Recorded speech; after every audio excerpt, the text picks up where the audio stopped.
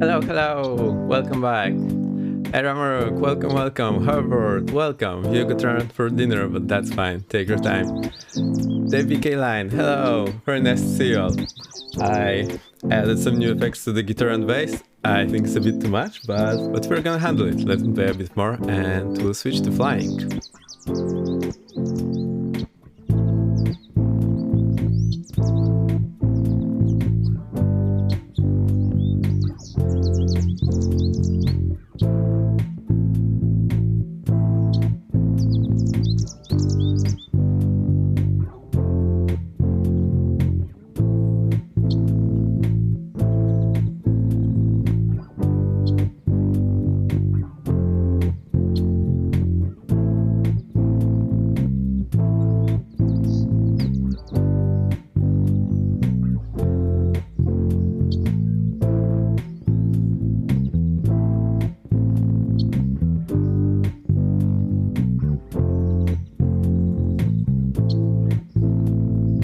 I managed to loop that, so there you go, no hands, it's playing.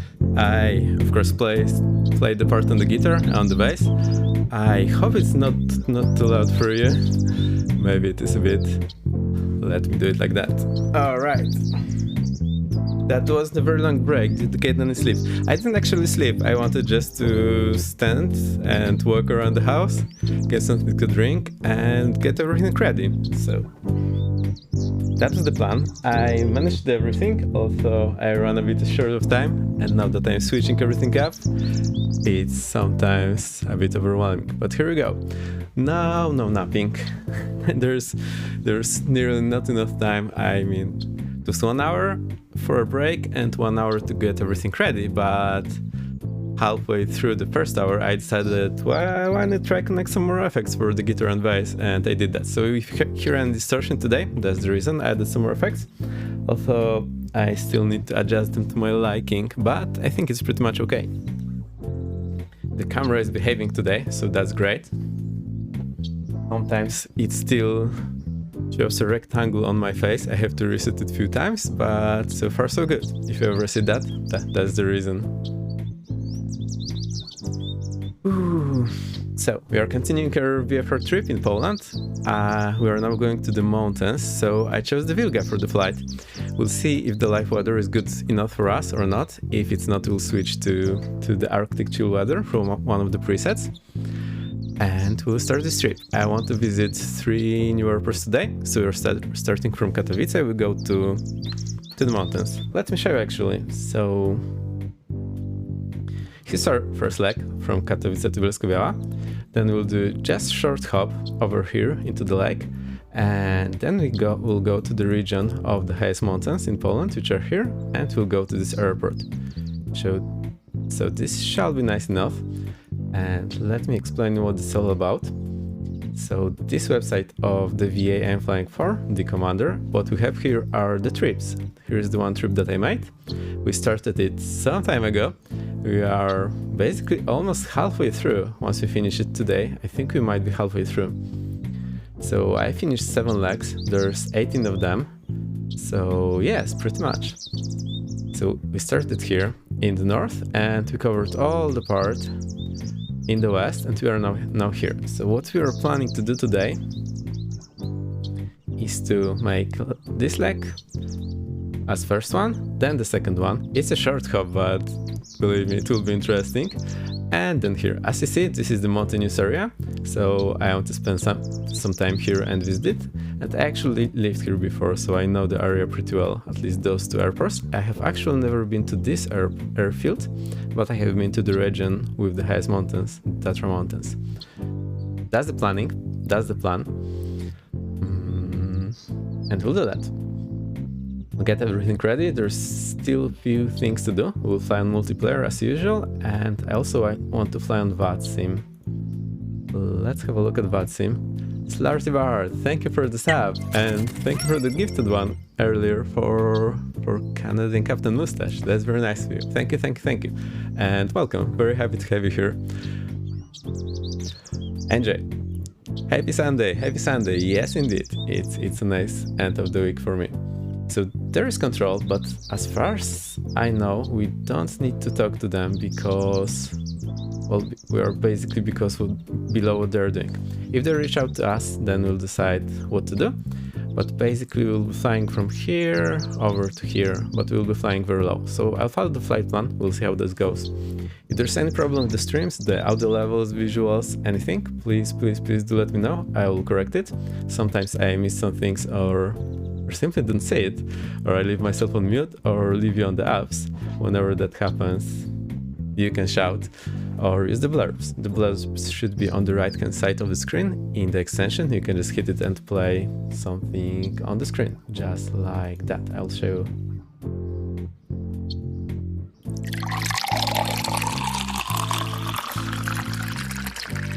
Boom, there you go. That's the plan. So far, everything seems to be running good. As for the weather and time, the weather is the live weather, but I rolled back the time so that we can actually see anything.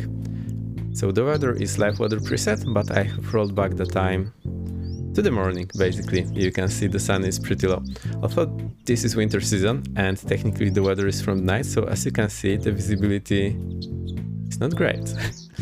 If you want to fly along, you can fly on multiplayer. We are on Europe North, but you can also join on VASIM unless I have any problem and need to disconnect. Alright, let me switch my gear. I think I need to switch off all my guitar gear that's standing down here. I have a looper, 3 effects, and the amp, plus the power supply for the whole thing. So I'll stop the music, switch this off, and we'll get going. I'm doing Geneva Glasgow as EasyJet. Very nice, Armor. Sounds good to me. As long as you're flying, it's perfect. Okay. So, I need to stop this thing. That is stop. I will also mute it for you and make it a bit louder so we are ready for playing at the end of the stream. Hopefully TC stays alive. You never know. You never know. And I'll start the music for you. Here's the music. It's my usual lo-fi chills. You can always hit exclamation more music and you'll get the link. It's pretty cool. I really like it. So I'll mute myself, get everything going, take some comfortable seat position, and then we'll check if everything is working up, and we see if I still remember how to work with the Wilga.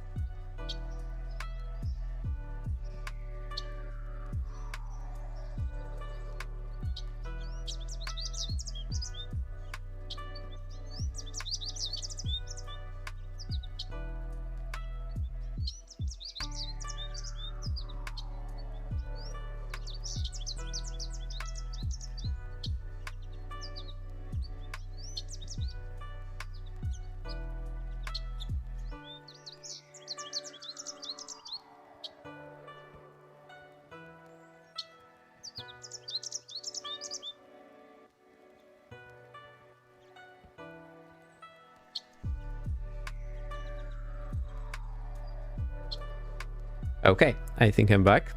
As you can see, taking this comfortable seat position is a whole process. I've got quite a few things I need to do while I'm doing that. So it takes just a moment every time I need to do that. Actually, also change my Bravo configuration. So today I'll be using, I have the Whirlpool Warbird base, and to that I have attached the grip from Thrustmaster Warthog, and I have the Warthog throttle today. But there's the Bravo throttle that's in my way, so I just move the levers so they don't disturb me. Sim audio is also on, but obviously it is pretty quiet at the moment, so don't worry about that. We'll get it up later. Okay. So that's the place where we ended last time. We taxied here with the Seneca, but today we are jumping in the Wilga. I chose the wife livery, so this acts as some sort of camouflage for our winter weather. I think this will be fun. I'll also move myself to the left so there's more room for you to see everything. I think this is just about right. Now, what do we have here? The data on the top is coming from the Volanta. So Volanta is feeding the overlay. This is the Volanta overlay. And it's just showing the route that I put in here. So we are going from Katowice to Wilga.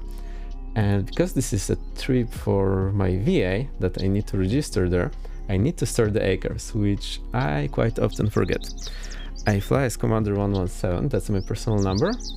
Altitude, I think we'll do 2500, let me see. Okay, so this is slightly to the west.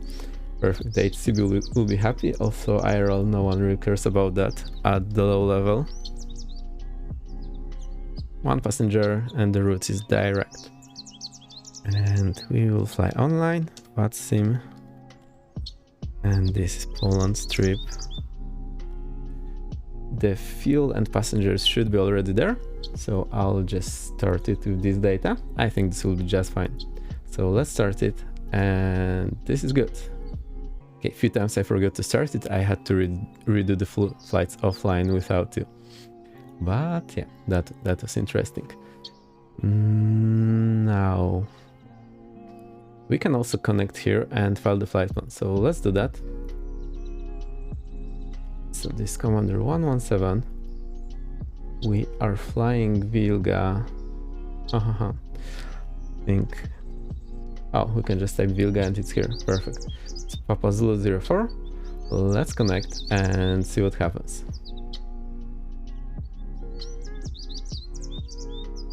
Alright, this looks fine.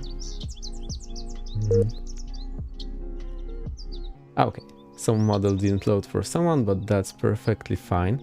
VATSIM audio is on for you, so you should be able to hear everything. Let me just check if my push to talk button is working. It's not working, but the radar is off, so maybe that's the reason. Let me just double check if the settings load up correctly, because every time I switch my gear, I have to also change the push to talk button. It should be fine, so we'll see how that works. Okay, we also need our flight plan. So we are flying VFR, we are flying for Echo Papa Kilo Mike. And I forgot to fill in the commands, so let me do that. If you looked at the Discord, I pasted everything that we have there. So I'll just very quickly fill in the commands. I'll talk you through that as I'm doing it. But this will require some typing from me. So. I paste this in the announcement so that I can copy it later. So our route will go to the route command.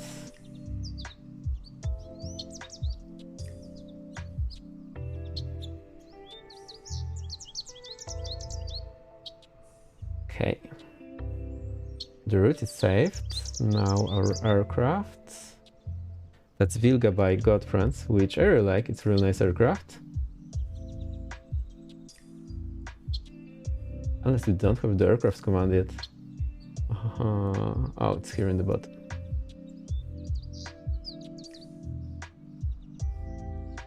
This is saved, and last but not least, we have the scenery. So let me just copy. There's quite a few. I'm not sure if you had a look. It's all from Flight Sim TO, the freeware ones. So this shall be fairly easy.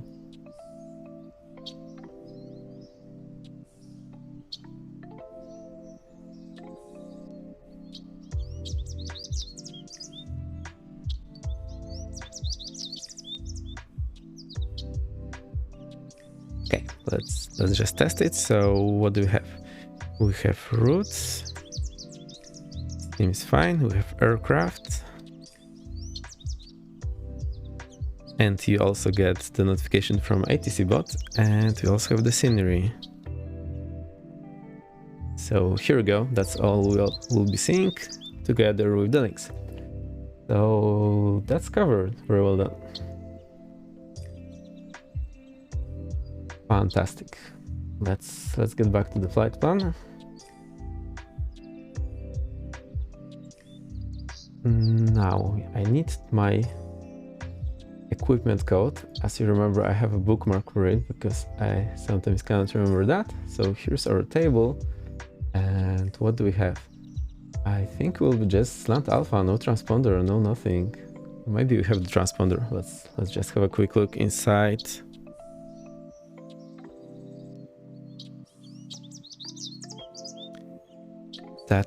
Is that the transponder? Is that the transponder? No, that's the radio. So we do not have the transponder. That's fun. Okay. Which means our code will be simply slant alpha. Where are you? Transponder with mode Charlie. Oh, we do not even have that. No DME, no transponder, no nothing. Slash X-ray is the one.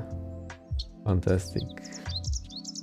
So it's basically bare flying metal, nothing else here. Our route is direct. Let me have a look. When do we start? We start at 1840. Let's just give ourselves 20 minutes to start everything up. Hey hoverboard, welcome back. Very nice to see you. I think the flight time will be, let's say 40 minutes. Cruise will be 100 knots. And altitude 2500. Okay. It's pretty much it. I'll just put my call sign.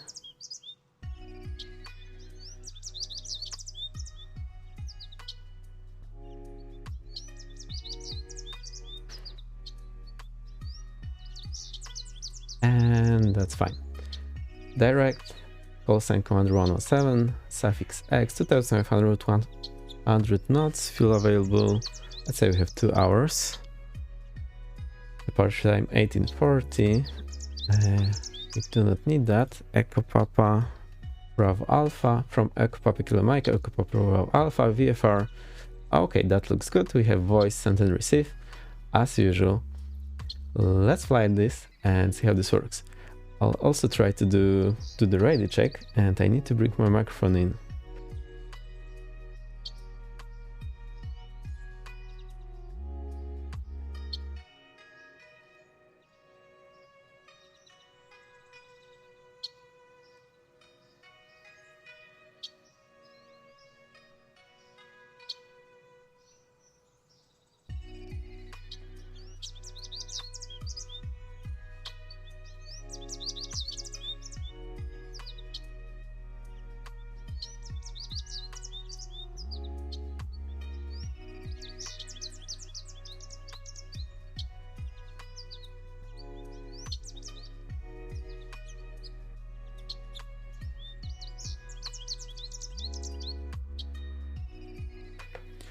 Oh, thank you, the BK line. I think I hit something again that I didn't want to. So what I was saying, I moved my microphone for VATSIM, so I have another microphone for VATSIM. I installed the track AR so we can try it today, and we should be ready to go. Now, however, oh no, so battery rack is not working. That's very unfortunate. I hope you managed to fix it. And Hammer, the ATC left you. Yeah, it's somewhat unpredictable. Sometimes they put some schedule when they will be controlling, so that's a good thing to check whenever you can. I tried to recalibrate it, but it has just made it worse, and the YouTube tutorial say I had to fix it into out the day. Yeah, don't know how to help. For example, my joystick, the Airbus joystick, the yaw axis, sometimes has some strange response, and there is a way to clean it with the alcohol. So that's what I tried. It helped for a few weeks. Now it's bad again, so I'll need to redo. But sounds like some mechanical problem on your end, so that's rather unfortunate. All right, let me double check. You're not on apps. You hear me talking. Music is on, and I think the birds had enough. So let's put them to sleep. There we go, we're just with the music, and you should be able to hear the music. Okay, I think I'll hit the microphone a few more times. I have an idea to build Arduino with LED, so that whenever I'm on mute, there will be a big bright red light glaring in my eyes. I think this will solve the problem once and for all. But that's the plan for next week. Today we are just here. Let's start the engine. and we shall be on our merry way. Once you start the engine, I'll just show you the route and show you around. One thing very quickly, let's see if we have enough room to turn around here. That's not enough room, I think, for me, at least not for comfort. So what we need to do is to get out of the plane and simply turn it around, but with our physical power. So the way you do that in sim is I hit Y, go into the slew mode, and simply turn the plane around. So we have used our physical power, push the plane around, and the plane is there. Looks pretty nice. We're thinking about returning as I only got it Christmas, so any good product should break after 2 months. Yeah, that's definitely grounds for returning it on warranty. That's definitely the way to go. Again, if anything is not working on the stream, please let me know. I sometimes have the tendency of hitting the wrong button and leave you on mute. I hope this will not happen all too much today. Alright, let's jump back in. Now, if you remember, I adjusted the default position because I'm not very tall myself, so I just adjusted the position to be a bit lower, so that's more or less what I would probably see in Wilga when I would be sitting here. So I can see the taxi is super difficult because I just cannot see anything forward of me. Let's close the door. Yeah, I hope you brought some more clothes. I'm not sure how the heating is lined here, so you really have to dress up. I already released the gas lock to check my controls actually. So this is working, rudder is working, brakes are working. This is perfect. And also throttle and the proper working. I have this on the left hand, so I'm using the ones here on the left.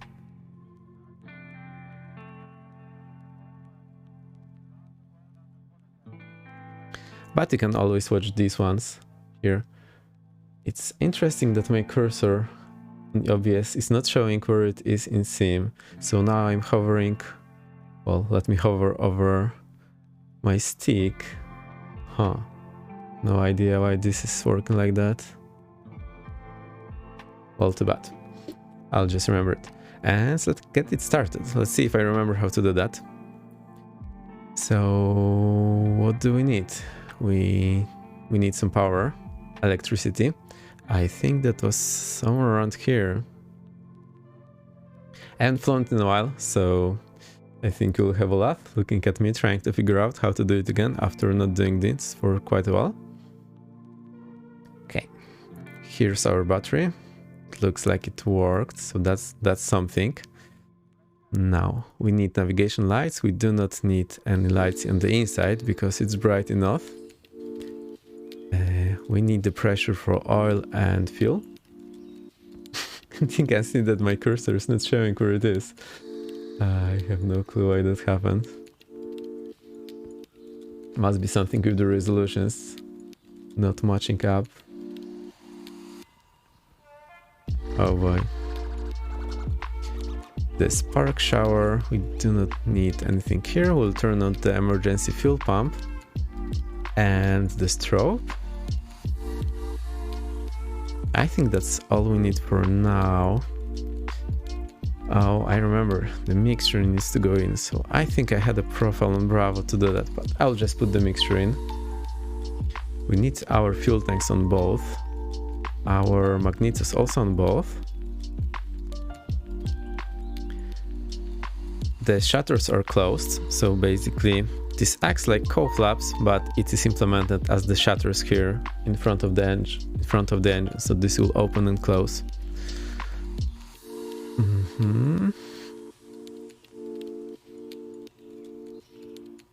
And last but not least, we have this fancy thing here on the right. We just opened the air pressure, so it's going on here. This doesn't have electric starter, it's actually started with the air pressure. That's fairly unusual for the aircraft. And I think we'll be ready to go. So we need to move the prop forward. Let's put the throttle a bit in. We will do 3 primings. So 1, 2, 3. I'll get the music a bit quieter. I think it's a bit too loud.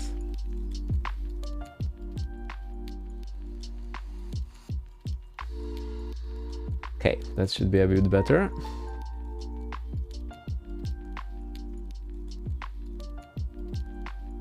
And let's try to start the engine. I wonder if this will work. Did I hit it 3 times? I'll just hit it one more time to make sure. And we have our starter here, so this white button. Let's try to get it started. I think we need to press it. It worked! Also, I should be holding the stick back while I'm doing this, but my hands simply don't have enough hands to do that. Great, I'll just balance my audio levels. Okay, I think the sim is a bit too loud for you. It's probably okay. We managed to start on the first go. That's simply amazing. So let's complete everything here. Emergency fuel pump off. Spark shower off. We need our generator. What else do we need? All these instruments, pitot heating, ADF on, radio on, turn indicator on, artificial horizon on, gyro on, stall warning on. I think that looks about right. Perfect. I think what the problem is with the mouse, so let's go to the settings, and I think if I change my resolution, this will fix it. Okay, so that was the problem. Fantastic. It looked good enough for me, but somehow it was messing up with the cursor. Now it's where it's supposed to be. That's just great.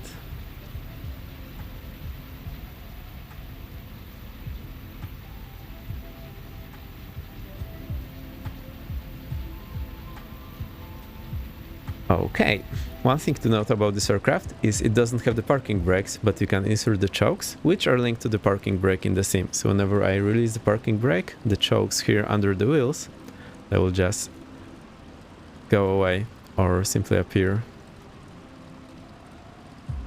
So if you look at our gear, oh boy, you can see that the chokes are now in, so I do not need to step on my brakes. Perfect. Last but not least, we need to jump into the aircraft and set up the radio, so let's do that. Our radio is here on the bottom, I believe. The one on the top is ADF, I think. Yes, that's the ADF. We'll not be using it today. There's hardly any NDVs left in the country, so yeah, it's become a museum piece. And we need 1, 2, 2, 8. So we need to clear it. 1, 2, 2, 8. Perfect. And oh boy, that didn't work. So let's again. I do not insert the 1 because it's already there. 2, 2, 8, and 0. Now it worked. Awesome. Let's have a look. Let's have a look here at our VPilot. So that's showing 1, 2, 2, 8. Let's see, my push to talk button is linked. Perfect. Mojave traffic, Commander 117, radio check. Okay, I don't have any way to check it, so hopefully it works. Candy Captain Mustache, very nice to see you here. Welcome, welcome, welcome. Have you had a good sleep? So I was watching the end of your stream when I woke up. I think you slept, had your day, and you're back here. So we're flying Wilga, we're continuing the VFR Poland tour. We are going into the mountains. We are on the live weather, but we rolled back the clock. So we'll see if that's manageable. If not, I will just change the weather preset to Arctic Chill and we'll continue. We have connected to VATSIM. Oh boy, let me start again. So this is Wilga. The visibility is not great. And if we have a problem flying, we'll just switch to some preset and have more visibility, but I shall be able to navigate, or maybe we'll just enable the position on the navigraph. So that's what it is. If anything is wrong on the stream, please let me know. I sometimes leave you on apps or mute myself. I have a plan of creating Arduino thing that will just shine a LED in my eye that I see that something is off. So we're on VATSIM. The radio appears to be working. We do not have a second set to check that. so I'll just need to rely on it. I'll just hide it here so I have this easier to click. You don't see the whole thing, but that's pretty much fine. And we're flying here, so I'll show this is part of the trip in Commander. And we have started here in the north. We completed all the western part and got here. So now I want to do 3 legs today. Go here into the mountains where I lived before and actually was flying gliders. Then go into the mountain airfield where I also flew, and then go here, which is close to Tatra Mountains, which are the highest mountains in Poland. And that will be our final destination for today. I'm not sure how this will work time-wise, but we shall see. Now this should be fairly easy to get there. At least it's easy when the visibility is great, because you can see this lake and the mountains. I'm actually quite curious how this will turn up today. So I have this in Navigraph. Let me go to the VFR mode so you can actually see something. As you can see, we are leaving this huge agglomeration. And last time we landed by mistake in this airfield instead of this one, because I saw one landmark that is very characteristic, and it turned out it was another landmark that looks kind of similar. So I'll show the one that we were supposed to see, because I loaded a scenery for it. And then we'll just continue south. Worst case, we can try to follow this road, then we'll look for this lake, and from there on we should be able to see the mountains. And the city is located between the mountains, so there is one mountain range on the west and one on the east. That's pretty much it. I'll turn it so that we have route up, then it's much easier to navigate. Let's hide our position. If we have any trouble, I just turn it on. I think we'll manage. Cool, we're on VATSIM. We are also on multiplayer on Europe North. If anyone wants to join, you are very welcome to. And that's pretty much it.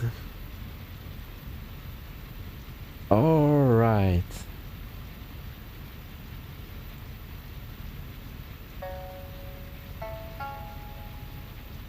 So let's text him. I'll release the parking brake, which is actually not parking brake, but the chokes that pop in and out here under the wheels. And we're on light weather, but I have rolled back the clock so that we have actually some daylight. Let's roll. Do I remember? We need to roll just forward.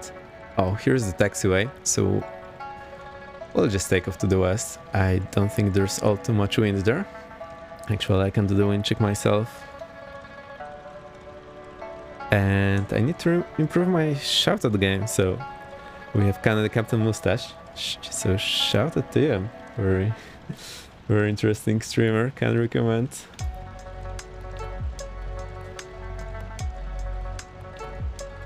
Let's see if that works.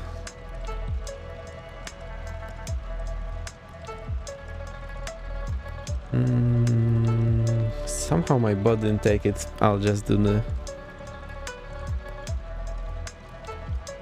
normal command. There you go. Very cool streamer I've been watching today, and also caught up with the Flow script. So I'm very happy we have more people doing the scripts for Flow. It's a very nice thing to do.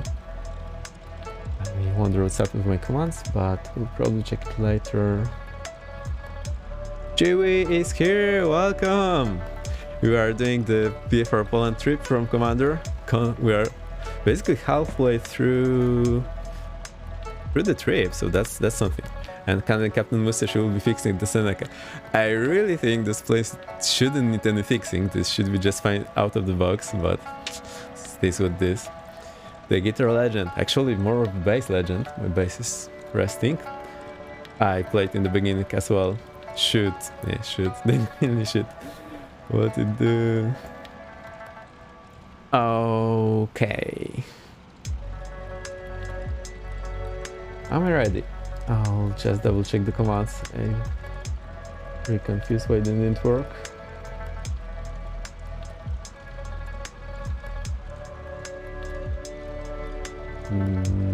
No idea.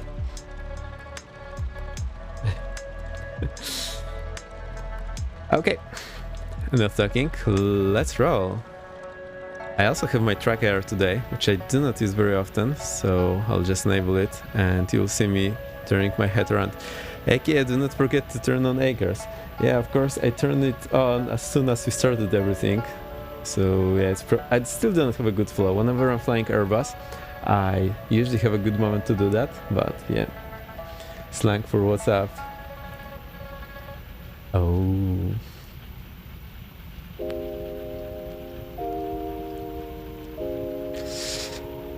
Okay. I actually need to check what the runway is, so let's have a look here. The runway is 23 right.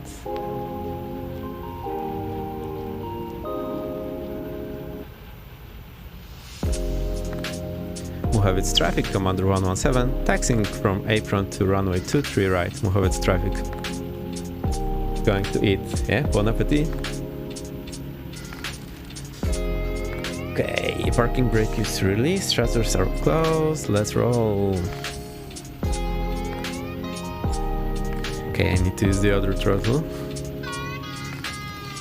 And whenever you fly this plane, you are supposed to pull the yoke all the way back whenever you taxi, otherwise you're more likely to flip over, basically, is what I'm trying to say.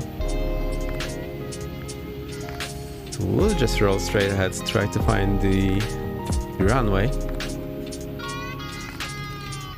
It is already on our left, and we'll do the run-up check here. So whenever I'm taxiing, I'm holding the stick all the way back. What this does is then the prop wash basically creates a force on the elevator that's pushing the tail down, so we have much less chance of flipping over. And that's the thing you need to do during taxi or basically all the time whenever you're on ground.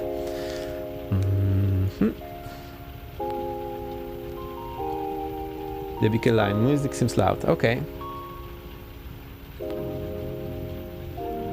Well, let me get it a bit quieter.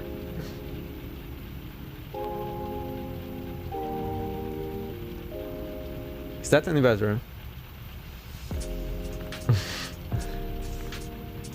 Better, thank you. Okay, I have these indicators with the, the colors, but sometimes it's very hard to miss. Sometimes see small correction, but I do not see that very well.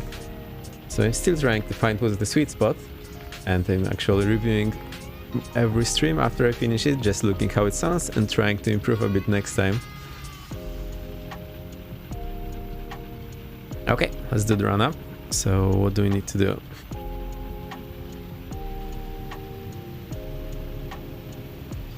We'll put our RPM in some reasonable position, so that's... Okay, I think the top of the yellow ranch will be fine. We'll check the prop 3 times. That works. 1, 2, and 3. Okay, prop is fine. Now we'll check the Wilga. Hey Dryson, yes, we are flying the Wilga. Check the magnetos. So there is a drop. Let's go back to both. And to the other one. Okay, I think this is fine.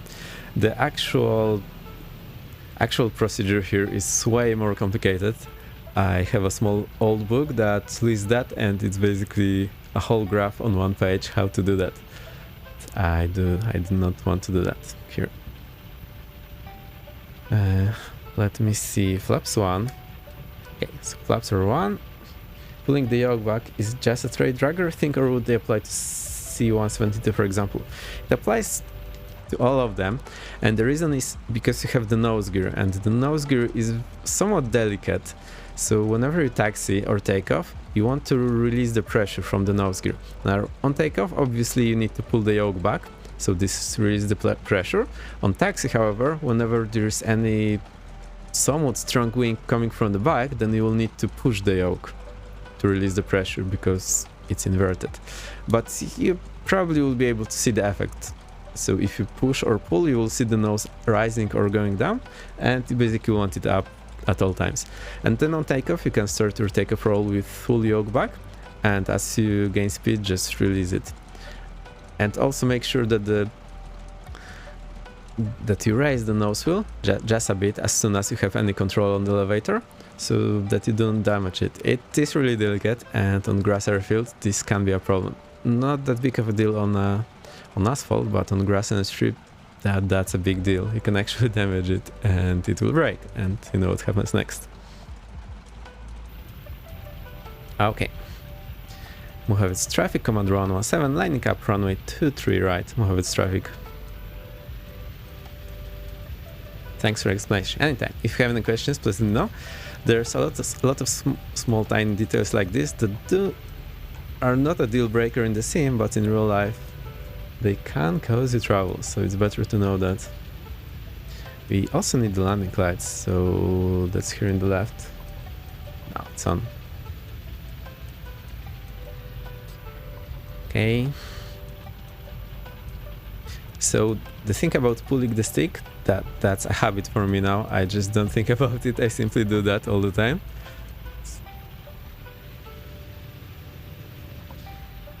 And remember that my sitting position, I adjusted the default one, so it's more what I would say in the Wilga. That's basically what I would say in the Wilga. I think. I haven't been in one for quite a while. Still not happy about my sitting position, but I think this has to do. Around ready. Any more questions? The audio levels seem to be okay.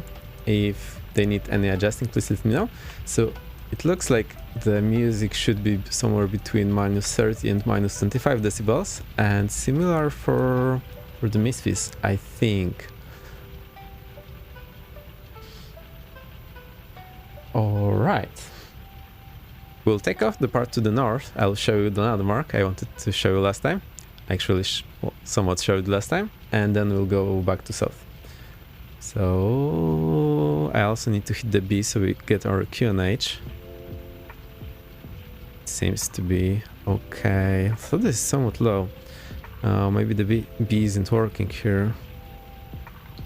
That's bad. So the elevation is 9 to 8. That's what I can see here. No, the B works, but it's showing the wrong value. Or is it? Oh, because it's meters. So in meters, that's 300 meters. Okay, so I remember that our ground level is 300 meters. Cool. Shutters open. Mixture is in. Okay. I'll turn on the tracker. Let's roll. So now I'm pulling back on the stick a bit. I'll release it soon. I do not have tail dragger rating, so I might be off here and there. Now I'm just looking to the left side, trying to see where the runway is. Okay, and we just had a lift off. Okay, let's get some speed and climb away. I actually feel like we're maybe a bit too low.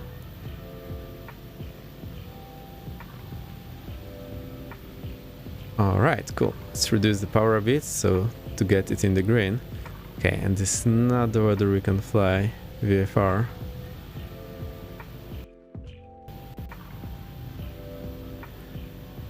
Off we go! Yes, off we go. Although it's not what I wanted to see, but I had a feeling this is going to happen.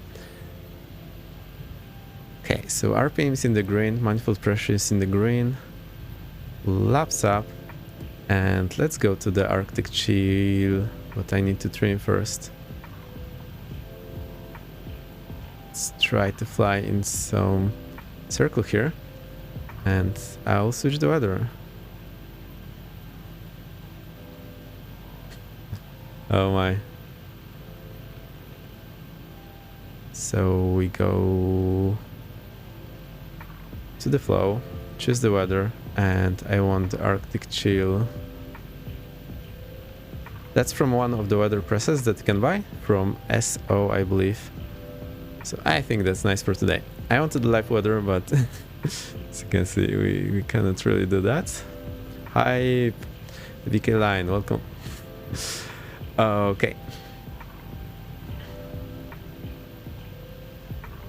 Awesome, let's try to find myself. I want to go to the north, and our landmark should be somewhere in the city. To actually remember how to get there from here. What script you have? Script for what? I have a ton of them, but the one for the weather, that's the default one from Flow. Basically, it's in the Flow. Flow has it by default. And yeah, here's the landmark. So it's called the Saucer. That's how it's known. And it's basically a hall for entertainment. There's concerts, sport events, IEM Katowice for the video games and so on. It's just behind the building. You'll see it just popping up. Flow, which ones you made? Oh, I made the failbot, which we'll not use today because we only have one engine. And I slightly adjusted the ATC bot so that it tells you there's a wind command. So that's the landmark I thought I saw last time, but we actually saw something else. No, the failbot is disabled today for obvious reasons. But yeah, it's there. You can hit !mark Discord and it will guide you to the code.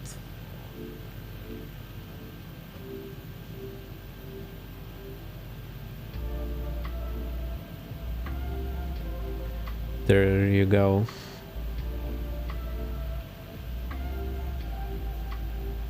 Oh boy, why do we need to fly into the sun? It's terrible.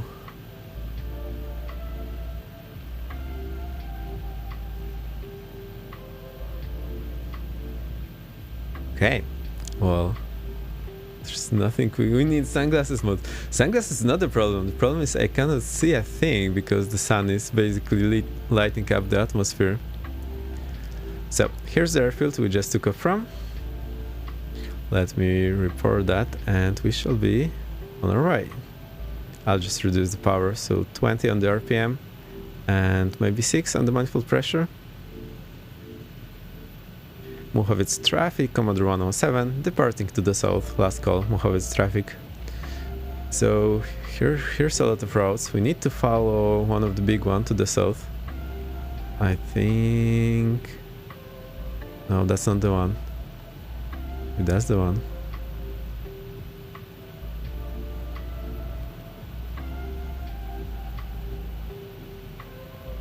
Okay, I think we have some landmarks already on the horizon.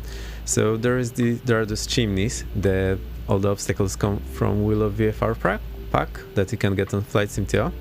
See, they're in the distance. So I think that's in the city where we'll be going. I'm not 100% sure. So let's have a look at the chart. Okay, the mic is on, you have all the audio, so that's great. Oh, okay, there's a lot of chimneys. So our heading is 177 magnetic, that's where we'll be going. And there will be quite a few things on our way. So first is we have some forest and there will be this city of Tychy. So I'll just remember 177. Oh, thank you for the wind check. So 27, I just look at my compass and we're at, so ground level is somewhat around 300 meters here. We are at 600, so that puts us 1000 feet above the ground level. So we're basically on course. The wind is from the right, so I'll apply some correction at 15 knots, so that's quite a lot. Okay, can do the math, but that's straight from the right. We are doing 180, so divided by 60, that's 3. So then we have 15 divided by 3, so we need 5-degree correction, so like 182 should be what we are flying. Okay, that's all making sense now. So the chimneys I see in front, unless we got mistaken, and the city will be the city of Tychy. So that's the one you can see over here. And I think this obstacle, it's either this or this, the chimneys. Maybe it's this one. One of them. We'll see as we get closer. That's the plan. But we actually cannot see very far. Oh no, there's one more. Okay, but that's on the wrong side. Okay, I know what the one on the right is. Let's double check that. Maybe I actually don't know. I think the one on the right maybe is this one.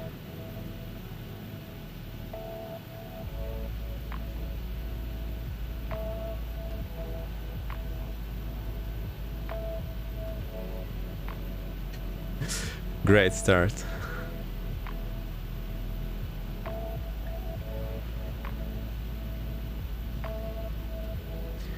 Okay, let's just go through those chimneys. Let's see if there are any other on the left. I don't see any at the moment.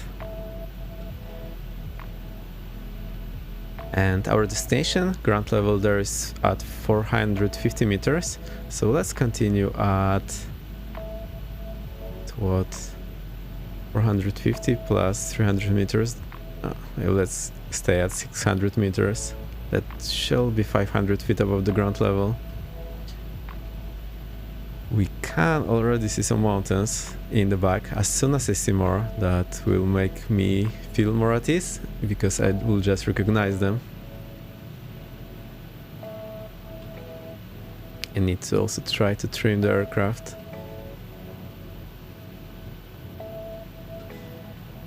Oh, I remember, I had a trim mapped on an axis, so I can actually use axis to control the trim. There's a trim wheel here. I have this mapped on this fancy little slider on the right hand side of the Bravo. Okay, I'll just mute myself for a second and correct my seat, because it's not very comfortable at the moment. And make sure you do not get confused by the track error moving.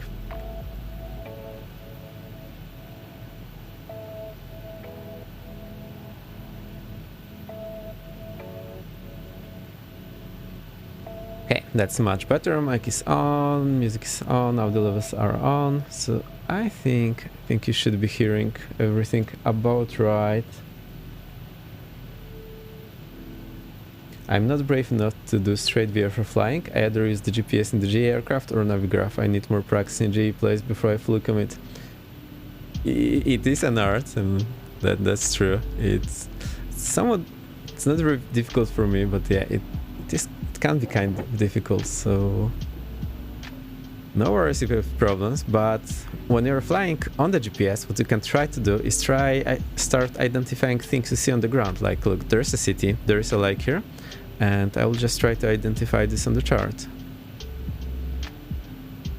So look, there is a city and there is a lake here, and there should be a road behind it. And we see there's the road here going into the forest. So that's pretty much matching up. You usually want 3 things to confirm, and sometimes it can mislead you. Like, remember last time I saw something that looked like one thing on the chart, but it actually was another. So it's a good idea to... Not sure how to describe it. What am I trying to say? First check on the chart what you should be seeing, and then try to find it in the environment, not the other way around, because sometimes you can find something in the environment and then look for the best candidate on chart, and obviously you will find the best candidate and this will get you confused. So the best idea is to look what's coming up next, and you should be able to see. Unless you have something really prominent, then you can make your bet on that. Like, there is this chimney there. So that's something we can look for on the chart, but let's just try to look on the chart first. Oh boy, I'll zoom out a little bit. That's basically the scale that I would normally have. And I think the chimney we saw there, that's probably the one here. I just know it because I've been there IRL. And also there should be this big lake on the right, and one city that should be slightly on our right. So let's find it. Let's get back on course.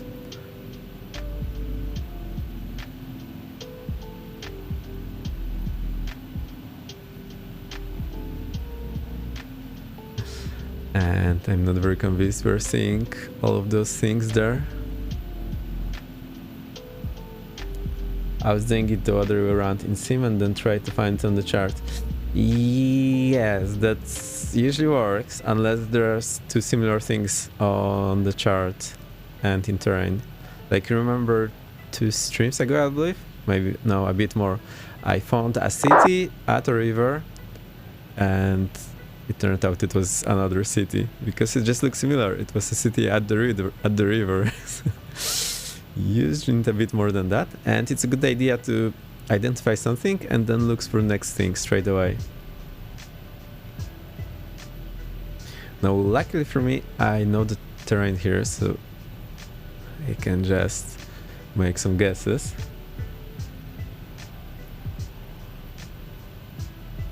But really the best idea is to first look at the chart and then try to find whatever is there in terrain. Unless you see something really prominent in terrain, then you can consult the chart.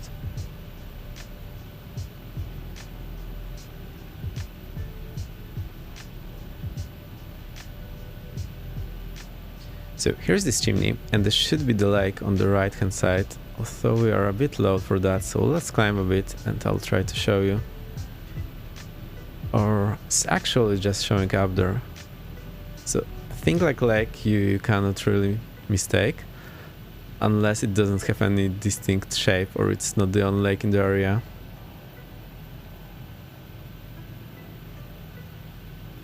So you see there's this big lake that's just popping up there on the horizon.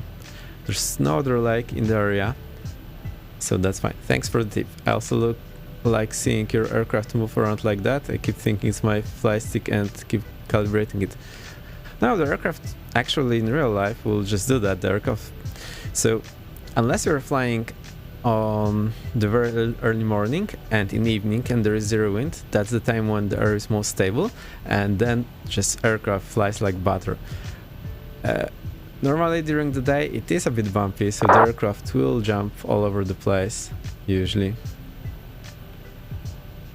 That's how it works, and you simply need to correct for it. So I somewhat have some hand-eye coordination, and whenever I see it, I just don't think too much about it and the aircraft is flying straight. So I wanted to see this lake up close. So there's one lake here on the north side, a smaller one, and a big one on the south. There is this chimney, so that's not the one I was looking for, and there is the city. So, and there is a big road underneath us. So I know where I am. I'll now show you this on the chart.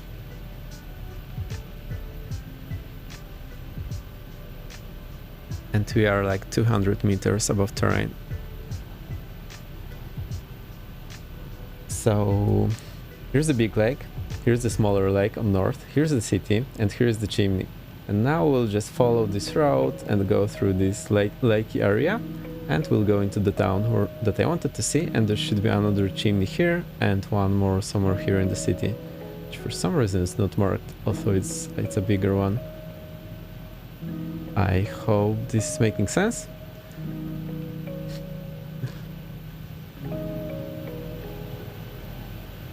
I'm somehow way too concerned about the audio levels today, so please let me know if it's comfortable.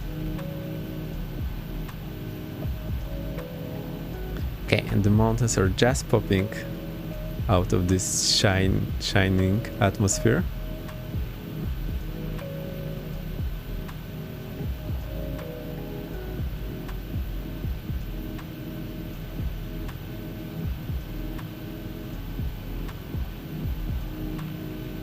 I think I actually forgot to do some things after takeoff, so let's do that. I turned off the landing light.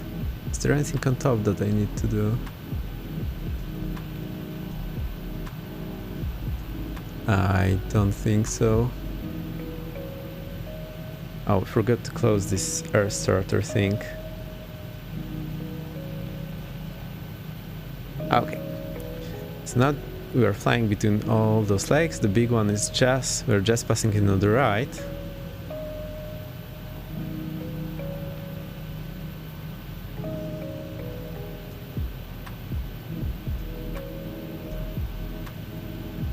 and we are heading into those mountains. So our destination is somewhere over here, as far as I can judge based on the mountain line.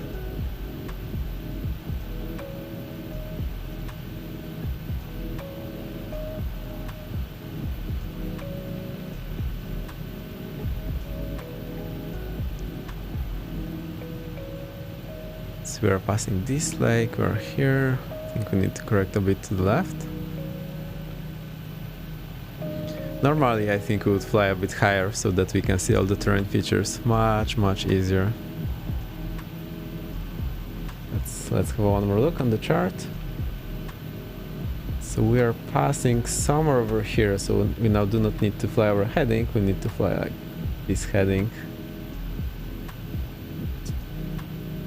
So we can see that south is basically up now, and we need to go a bit to the left.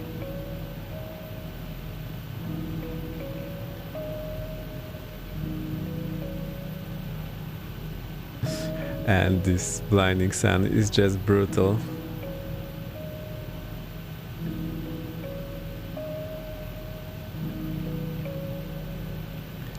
I think we can have a look around like this on the outside. It's a bit more comfortable. Hey, so we're leaving the terrain behind. Nothing very fancy over here. We're just going in the sun. Yeah, here's the chimney, so that's the one I was looking on the chart, and there will be two more in the city. Perfect.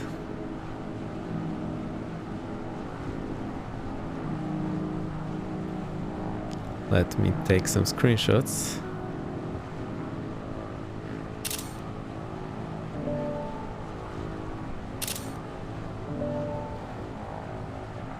Alright, so the city is just showing up. Now the city is located in the valley. Now I know if we look a bit out, the sun should not be blinding us as much. That didn't really help. Well, actually move a bit up? No. Okay, I think we managed the challenge, so I'll move the sun to some better position so we can see a bit better. Let's move the clock. Where do we move it?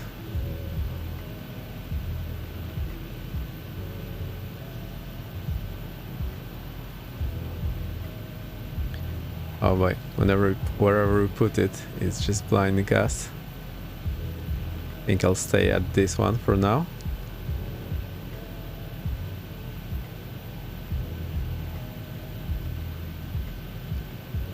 And we can report. We are like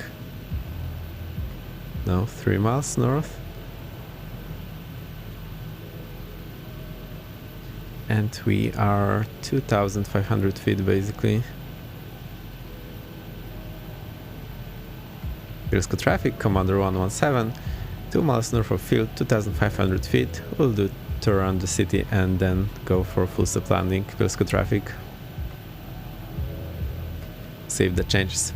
So here's the valley between two mountain ranges. So there's one mountain range in the west, another one in the east, and the third one in the south. So what you're seeing are 3 mountain ranges and a valley that is then splitting left and right between all of them.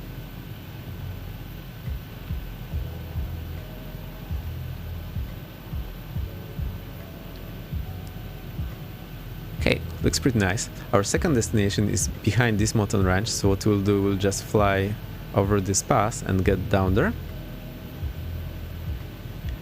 And the airfield will be just on the west side. Oh dear, somewhere there bathing in the sun. It's like no matter where I put the sun, it's just shining in our ass a bit too much.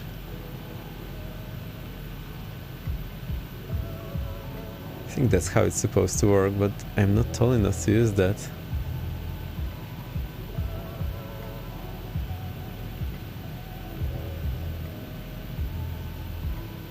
Okay, so airfield is just about here.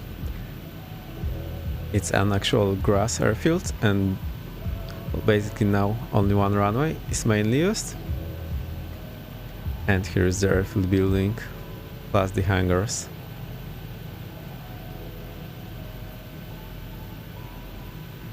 I'm still wondering how I can make it look a bit better, so maybe we'll change the month, and this shall make it... shall put the sun a bit higher. I think this is gonna work.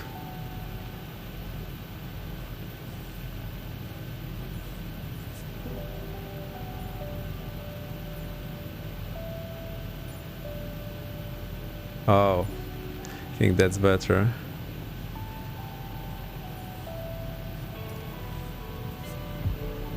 See how that worked. Yes, this is much better. You just get away from that sun, you just can't. Yes, I also want to enjoy I also want you to enjoy the view, not only make it a challenge. So I was very keen to get the sun away. We managed to get here with very reduced visibility, but now we can just enjoy the view. So I like the orange glow. Hey Dan, welcome. I like the orange glow a bit, but not when it's shining in my eyes for half an hour. And we basically couldn't see anything, so that was a bummer. We're at our destination. I'll just show you around. It's a nice place. I used to live here and actually fly gliders in this airfield. It's just behind us in this big white area. GG. So what we'll have here, let's just climb a bit and I'll show you. There's a valley, there should be an actual lake over there that's basically used to get the drinking water for the city. It's just there. That one. Looks very small, it's actually a bit quite big.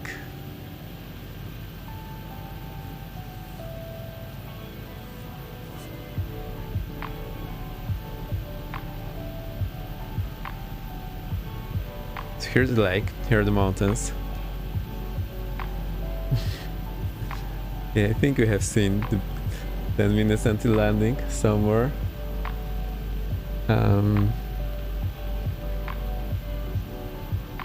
Wait, something happens to my OBS, so I'll try to find it back.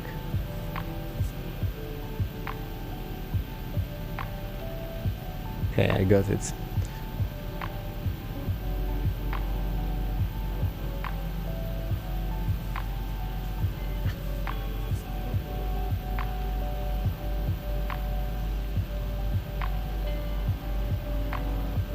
The mountains are basically 600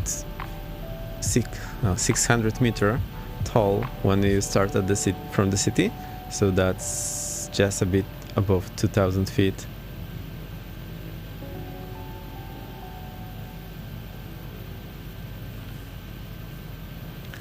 Let's have a look outside.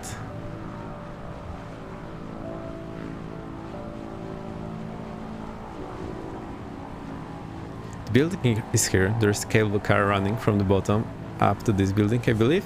So you can just, instead of hiking, you can just take the cable car. And there's another building here where you can get some snacks. Gonna have to hop back. See you next time. Bye bye, enjoy your time. Thanks for stopping by. And here on this ridge, when the wind is from the west or from the east, you can actually fly the glider all day long on the ridge lift. So the one that we are following, and it goes to basically to the next mountain top.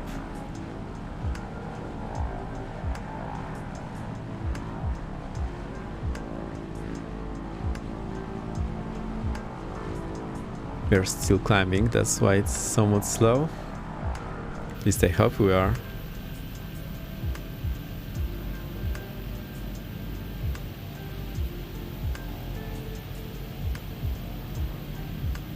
Okay, everything in the green, we shall be good to go.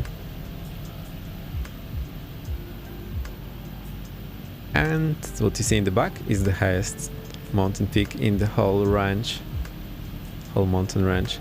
There's usually a lot of paraglider activity there, like a lot. And also it's a skiing resort, so all those fields that you see being cut out there, these are the skiing routes.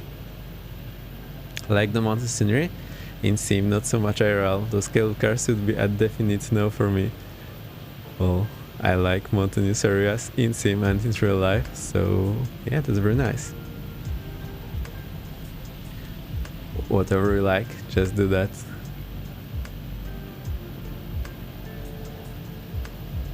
Okay, that's pretty much it. Let's try to land. I think we'll do one touch and go and then do a full stop landing, just to make sure I still know how to do that. So prop in the green area.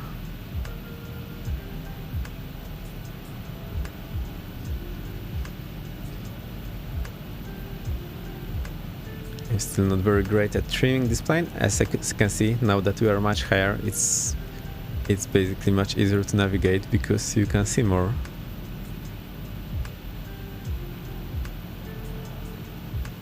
Alright, let's dive for it and we'll do a touch and go and then full stop landing. So the airfield is there. Let's check the runways real quick. We might have them here in the information navigraph. Go to airport runways, and that's 27 that we're trying to land on. Okay.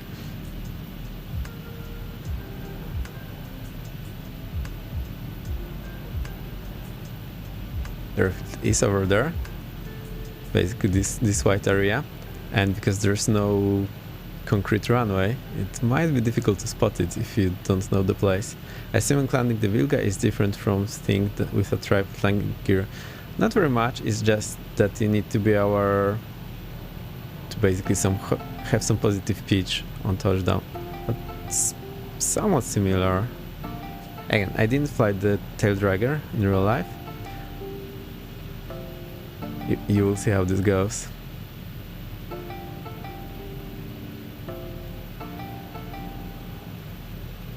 Okay, I'll go power idle. Let's see what we need to do. Landing light on, mixture is in. I think that's good enough. The runway heading is 27. I can try it to put this 27 here.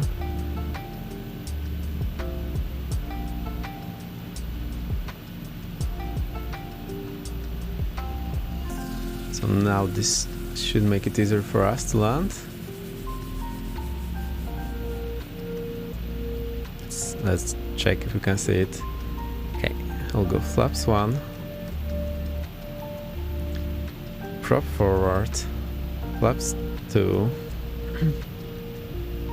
Can we see the runway? So it should be a bit pointing a bit to the right.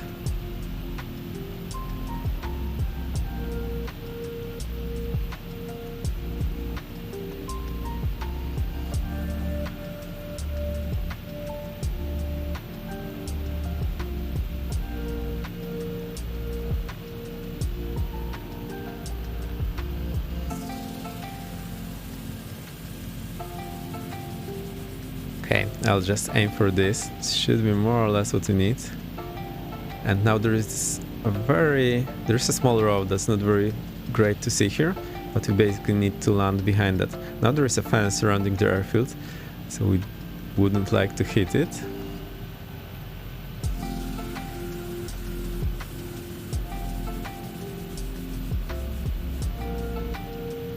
Okay, this round thing, it has a compass rose pasted on it, so we can use it to calibrate the magnetic compass on our aircraft. We have the wind from the right, and basically what we do, roll back the power, go into ground effect, and slowly pull back. Okay, that was a bit rough. Okay, I think we'll just taxi shut down, complete the trip, and we can do one more loop.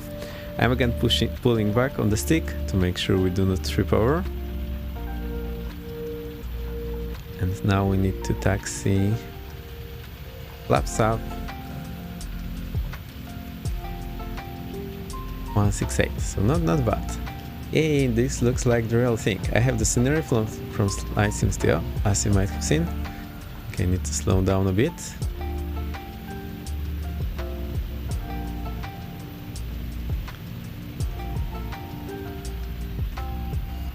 So you see me not knowing where I'm going because I simply remember what is in front of me. But I didn't see the guy.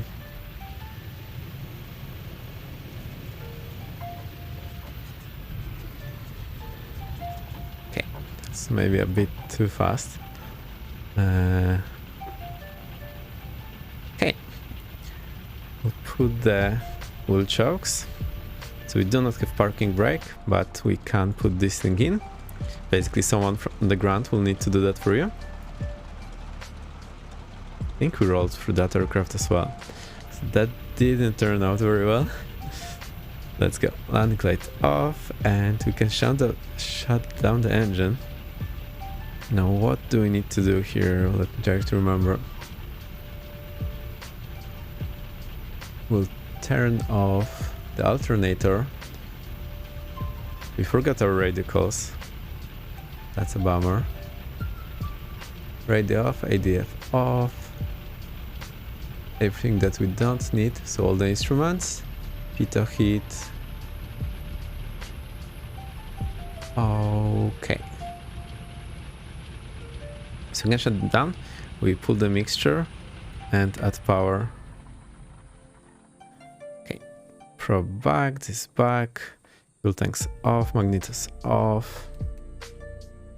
And we can turn off rest of the electricity. So the instruments, lights, everything off. And battery off. Cool, we have arrived. It wasn't too bad after all. And let's complete the trip, and then I'll show you around. Shoot, I was focused on watching land, I forgot to predict. Oh no! I also forgot we can do that, so I didn't remind you. But hey, we can do this next time. Still have more tools that I'm not used to, so we'll get to it. Okay, now what we need to do, go to our A cars and finish the trip. Hope it will work. Sorry for the bump. This is done. I need to wait a moment so it shows up on the website. I'll just open in the background and I'll show you around.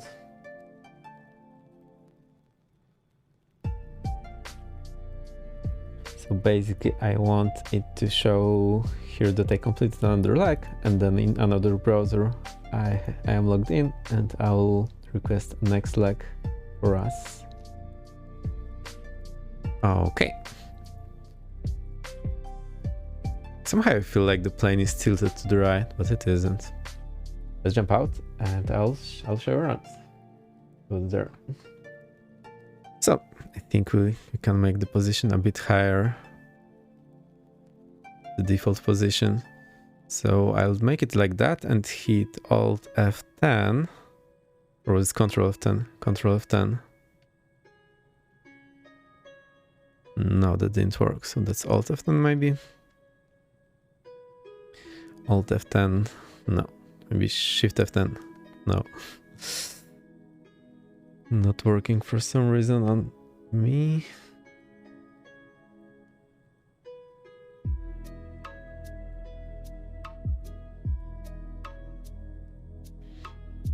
I think I need to do it on another keyboard. Did I break it completely? What's happening here?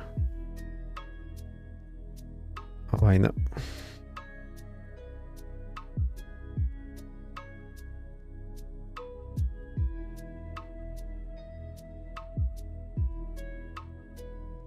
One sec, I just need to figure out this keyboard. It has some magic switch so that we are not using the function keys, but the F keys. And I forgot where it was.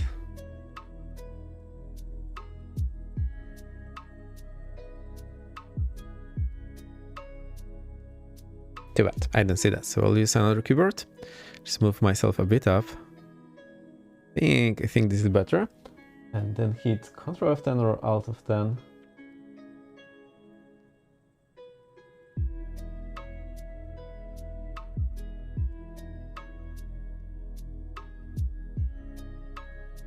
Now it worked, so whenever I reset my position, it will be to what I said. So Ctrl F10 is the keybind. Have a good look. The VK line will be here, so we shall be able to catch us up soon. Let's jump back out and have a look around. So we're in the drone.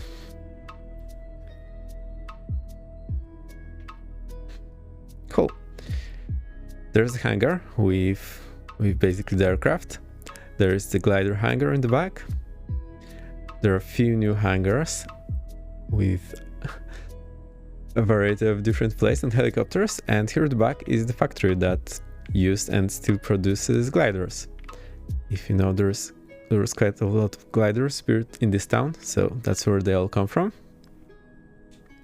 What do we have next? Another hangar. I think that's everything as far as the hangars go. We have one mountain range basically to the southwest, and I'm more a fan of this one. I used to hike here a lot, basically just get from somewhere around here and go to this mountain top. If you have more time, you can go back there or make a loop there, go all around that lake I showed you, and come down here, or just do whatever you want. Then there's another mountain range in the east, which we'll hop over, and another one in the south. So there's 3 mountain ranges that you can see now, and a valley in between them. Here's the city. It's situated at the river. In the past, this used to be 2 cities, now they are merged, and they actually used to be in 2 different countries at some point in history. And also we have a castle somewhere. Let me try and find it.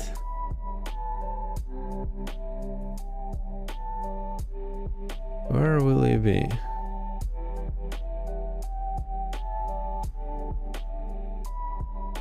Don't think this will be modeled very well, so I have to make some guess. Okay, don't think this is modeled anyway, but this used to be the old market square, and there is the castle somewhere around here. But it is on a hill, so you do not see the hill here.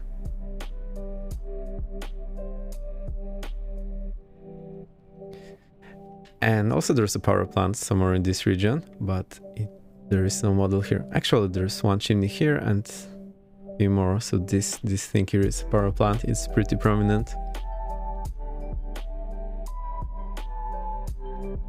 That's where we came from. We went over this lake, and somewhere in the distance will be the town or city we started in.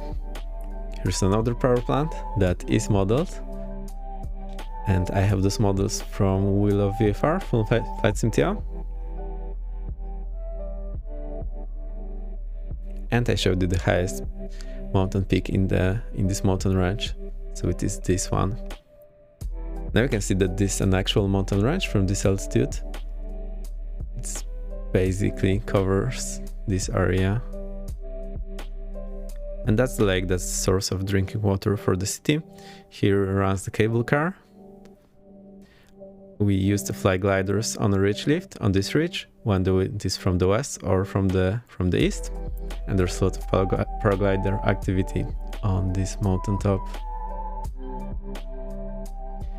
And also there's a border very nearby, so there's a border somewhere in this area, and there is Czechia in the south. Now what we'll do, we'll hop over this pass here and go to the next airfield, which is located just over here. And these are the artificial lakes, and there's actually a power plant here, water turbine. I think there's one here and one here, maybe one here. Let's do 3 of them, and I will tell you more details about it. And later, on our 3rd leg, we'll be heading somewhere in this area. That's the plan. The lakes are not so prominent normally, but somehow Flight Simulator is making the lakes super prominent. And the rivers, they are way smaller. And here you can see the airfields pretty clearly. We do have scenery from Flight Sim TO. If you hit ! scenery, you will get the link. And also the airfield building is modeled pretty well. That's how it looks like. It is from the 1930s. The airfield was created in the 1930s. Okay, let me check if I can book our next leg.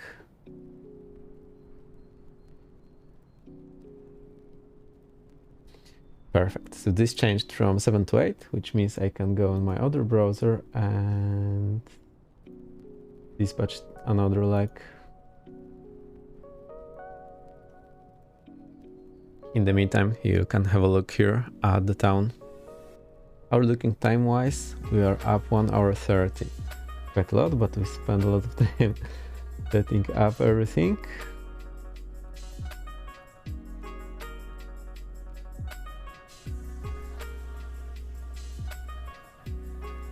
Can also check our route on Volanta. Let's have a look at that. As you can see, it was not a straight route. We first went north to see the landmark over here, and then I tried to follow something that I saw. So that's basically what our route looked like. And last but not least, we had a quick tour around the mountains and our landing. -175 here, it showed us 168 in the sim, so that looks pretty okay.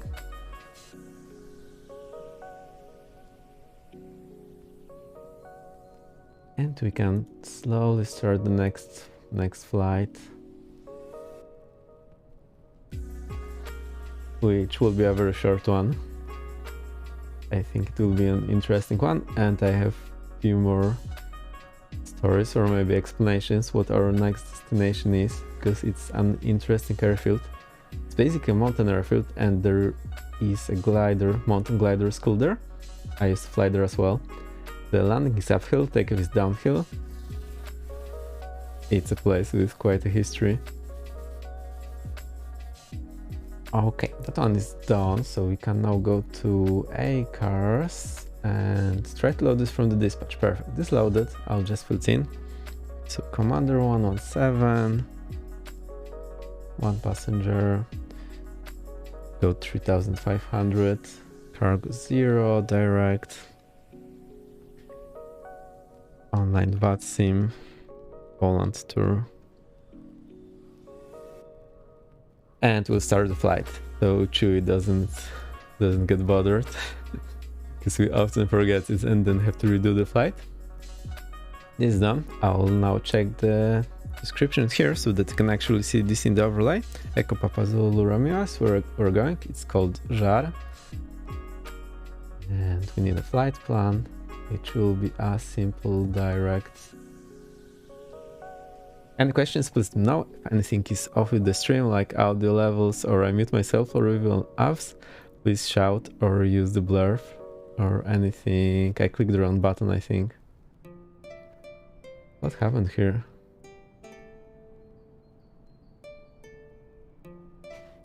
Let's fill it again.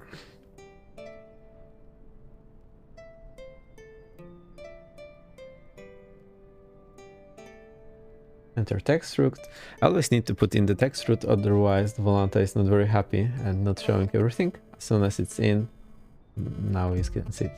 So you see, we just hop over the mountain pass and go here near the lakes.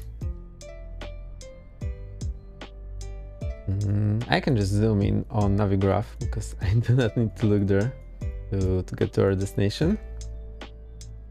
And our airfield is over here. I think it's not depicted on Navigraph in any way. No, it should be like here. Cool. So we'll just fly over there. In that case, I'll keep the Volanta up for me. Let's change the flight plan in VATSIM. If anyone talked to us. No, that's fine. Now go from Echo Papa Bravo Alpha, Echo Papa Zulu Romeo. Will take us like 20 minutes.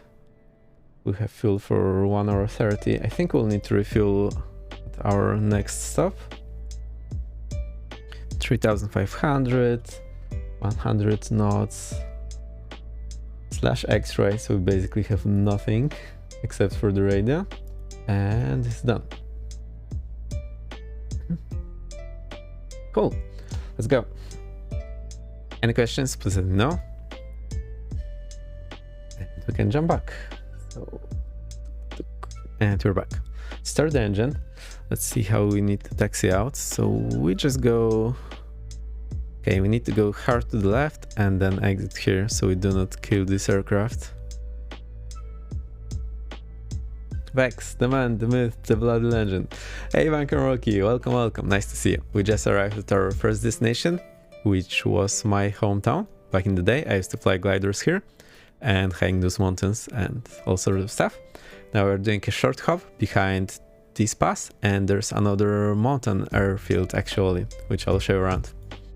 We're flying the Wilga, so it's more interesting. I thought it's a good fit for flying in the mountains. Let's go. I'll hit the B, so we got the QNH. I think we didn't reset it after changing the weather. We are not on the live weather, we are on the preset, and I changed the mode to February so that we can actually see anything. Okay, let's get it started then. I need to open this valve. Okay, let me turn on track IR. So we go here, we have the air pressure for starter, and let's get everything back up. Tanks to both, magnetos to both, mixture in. We do not need priming because we just primed.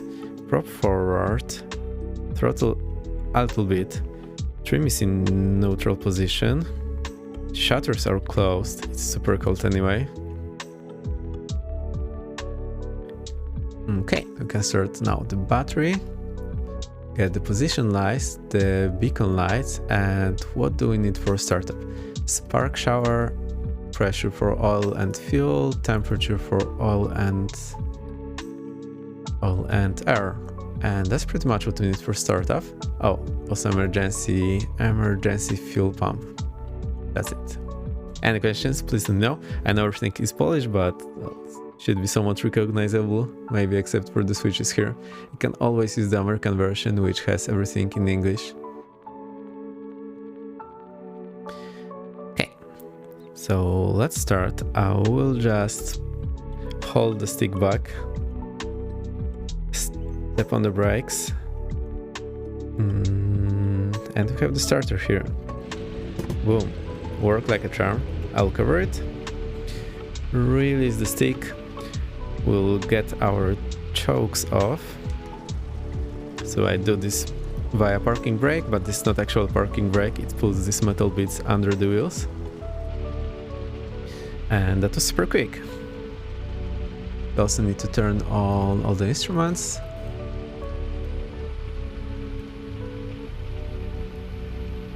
And generator. So I think that's it. Let's turn the radio on, 1228. Okay, and we can report. Bielsko Traffic, Commander 117, taxiing from apron to holding point runway 27, Bielsko Traffic. That seems to be working, so let's go. Full left rudder. Also a step on the left brake, so we have a tighter turn radius. Follow this taxiway here. Okay, it's a bit close. I think I added way too much power. Now, how do we find the runway?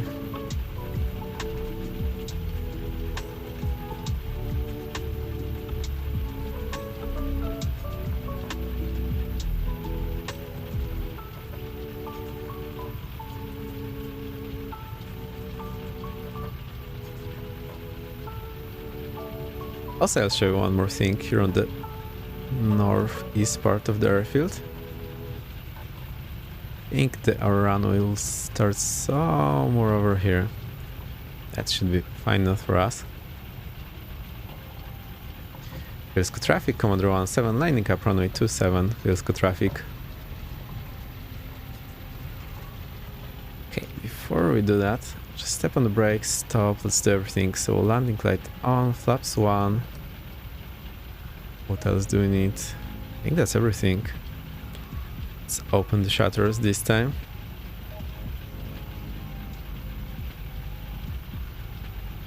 I'm still not sure how the temperatures work here. At least this one is in the green, so that's something. Now the thing I wanted to show you. There is this compensation wheel, we call it. So this is a concrete area, and there's geographic marks here. So it looks like a compass rose. There's north, south, east, west. Basically what you do, you put the aircraft here and put it on each mark. So there is all the cardinal ones plus all the 45-degree, and then you put the aircraft there and check the readout on the magnetic compass, and based on that you create the table that you use for the correction for magnetic compass. So now when you jump back, I'll show you this table. It's usually somewhere close to the magnetic compass, but here it's this one. So it shows you that for this heading you need to apply this correction, because this will be showing a value that is slightly off. But now we're looking at 2.7. There's 2.7 here. Okay, so we're not looking at 2.7. I think we need to turn a bit to the right.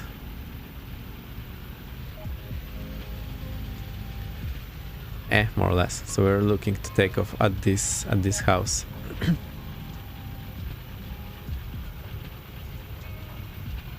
So I'm not sure now if that's the runway they are normally using. I remember there's actual mark runway. Let's have a quick look. Oh, I see. So the one we are normally using is 2.5, not 2.7. Okay, so that's what got me confused earlier, but we'll just take on somewhere in this general area. Welcome back to Wilga. We just loaded our next flight and we'll be taking off shortly. So we just hop over the mountains to the mountain strip. Let's have a last look. If I start the acres, it is going perfect. Apps are off, I'm not on mute. Music is on, sim volume is on. I hope you can hear the music and the sim. Is that the case? Please let me know. And let's roll. Bielsko traffic, Commander 17, taking off runway 27, Bielsko traffic.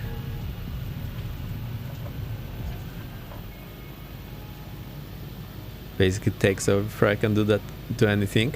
I'm used to taking off in a glider behind the aircraft, so it takes a while longer. Reducing manifold pressure to 7 and prop to the green range, and we can climb away. We'll go with a left turn. Let's go. Flaps up and landing lights off.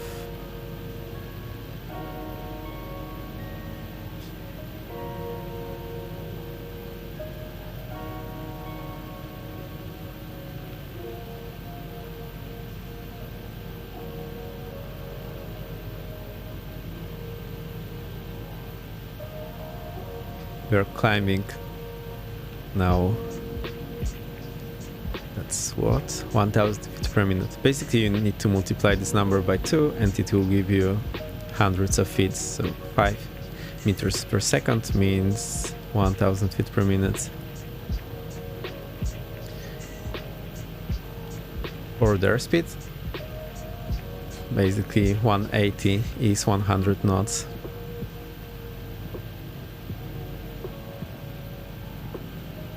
Alright, so we just hop over this pass and then dive for our next destination.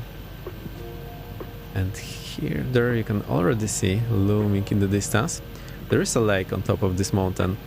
And what this is used for, it's basically a huge battery. And because there is water turbines at the bottom of the mountain, during the night, where they don't need so much energy, the water is being pumped up to that lake on top, and then during the day it's released down, runs through turbine and produces energy. So that's pretty nice thing.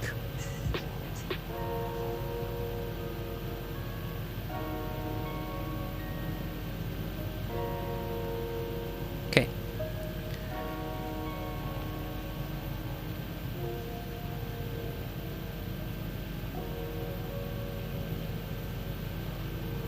I still have a hard time to trim this plane, so I'm just correcting with the stick.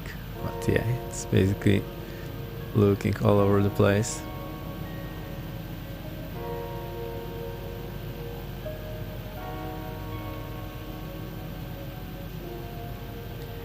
I think you can put your predictions on if you want. Now the thing is, the bot that we are using for prediction is taking the absolute value of the vertical speed. I will need to correct that, and this is important because we will be landing uphill, so there is a good chance our landing vertical speed will be positive. I'll show you that on Volanta once we land.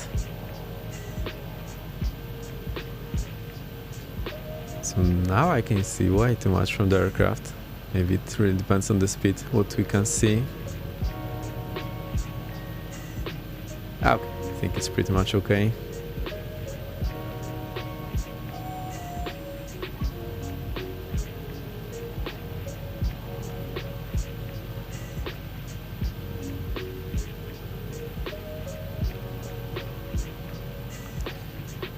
Okay.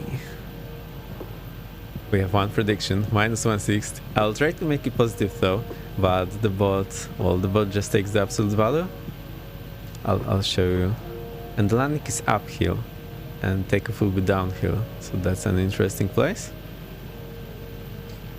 Let's maybe go to this lake on top first. I'll show you around and then we will go and land.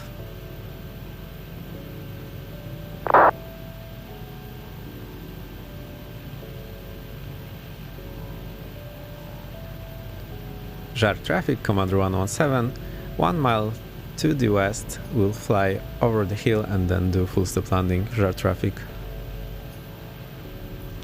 We're also on VATSIM, so I need to remember to do the radicals. Luckily there was some static, so that was a reminder for me. So the lake on the top, it's the artificial one, it's used as battery. Water gets stored there during night and released during the day. Those lakes on the bottom, they're also artificial, there are dams there, and they're basically to power those water turbines. So there is one dam over here, one dam here, and a third dam here. So these are 3 lakes with 3 dams. And the airfield is a glider school. You can fly on the ridge lift, on this very short ridge here, or on this ridge. And there is one more on the backside of that ridge, depending on the wind direction. They also do wave gliding here. And this is a glider school, so back in the day there was like a train that went up and took the glider up, and the gliders were bungee launched here on this ridge or on the one on the other side. We'll do we'll circle here and then we'll go for landing.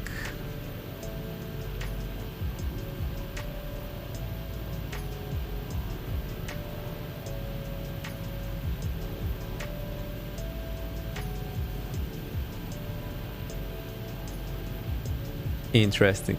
Yeah, it is very interesting. So there was actual like cable train going up here to take the gliders. So there is still one, but it's only for tourists.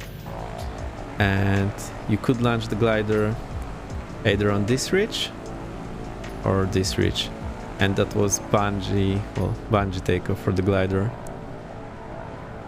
That's bungee launch is what it's called. Okay, now to land, the runway is like this direction, so we need to go here and then somewhat over this bridge and then land. Though we are a bit high, so I'll try to lose the altitude.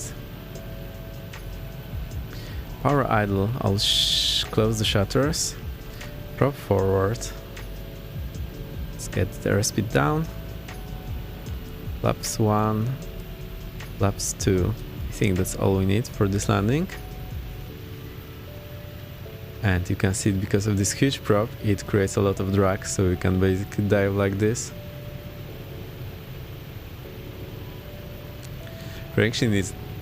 Predictions are in. We have a winner so far. A guaranteed winner is what I'm trying to say. Oh, we have 2, -69. Well, we'll see. Oh, just remember that the bot will show the positive, will show always the one value, which is the absolute value. Okay, I'm a bit too high, so we'll need to do one more turn. make it a proper landing.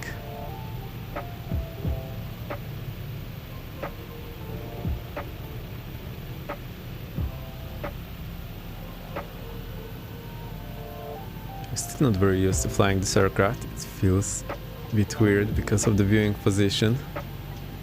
And then I'm not very used to my viewing position. I think I maybe put it a bit too high now. Let's stick with that. I'll reset it once we land.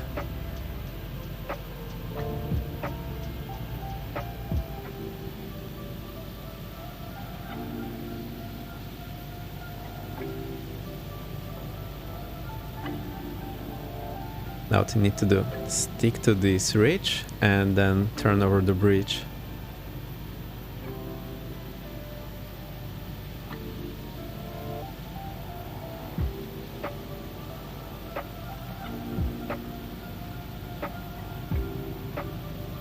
At least we do not have to choose the runway because it's a fixed one, you land always uphill.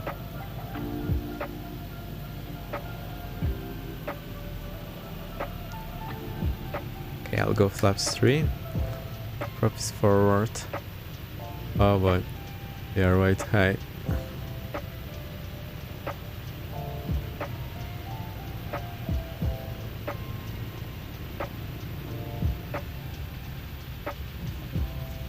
Boom, we smashed very hard here.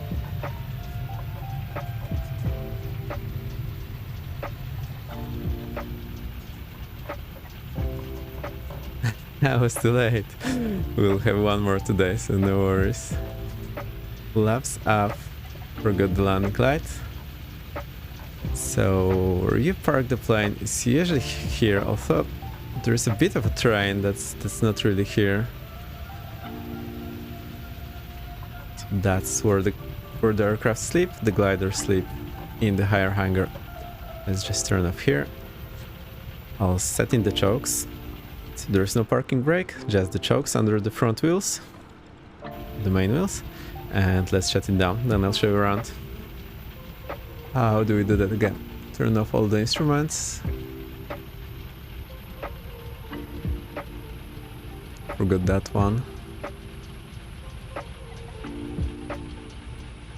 And that one. Okay, now we can shut it down. The radio is off. Actually, it should be in the off position. We'll pull the mixture. Okay, get the probe back. Ignitus off. It's off. We'll close the shutters, they're already closed. Lock the gas lock. And switch off the battery and the lights. Okay, so that's done.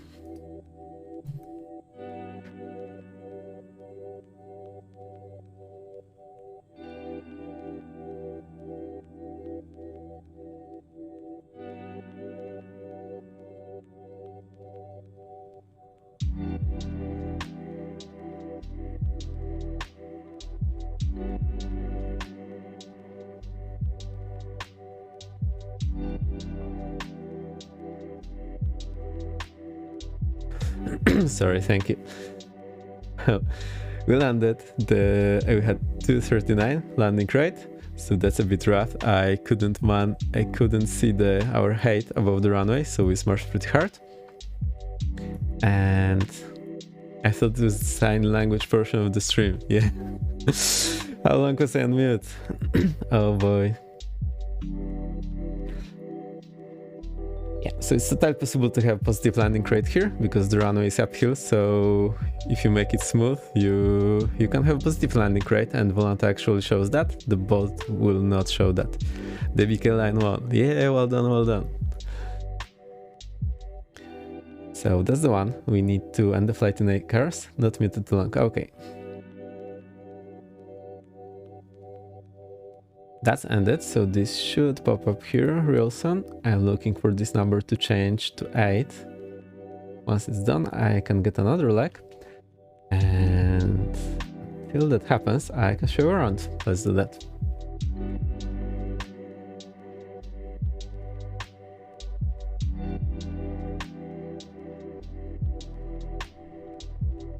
Well, so there's 2 hangars there. This one is mostly for the aircraft, but also gliders sometimes are here. This one is usually mostly for the gliders. There is also some building behind where there are some offices and stuff. Now, you always take off downhill, so this direction, and you always land uphill. It's basically no other way to do that, and I think you saw why. There's basically no way to do a go around here. So we'll land somewhere from this position, and yeah, the runway is like in this direction. So when you're a glider, you're looking to basically land like in this area. So if you do not slow down soon enough, you will not hit the hangars, but you will just roll uphill. There's actually a building there, and the aircraft will do the similar thing. Now, here today you can ski or ride a mountain bike, and there is this train that's going up. I think it's maybe called cable train. It's actually like a train cars that are pulled by cable.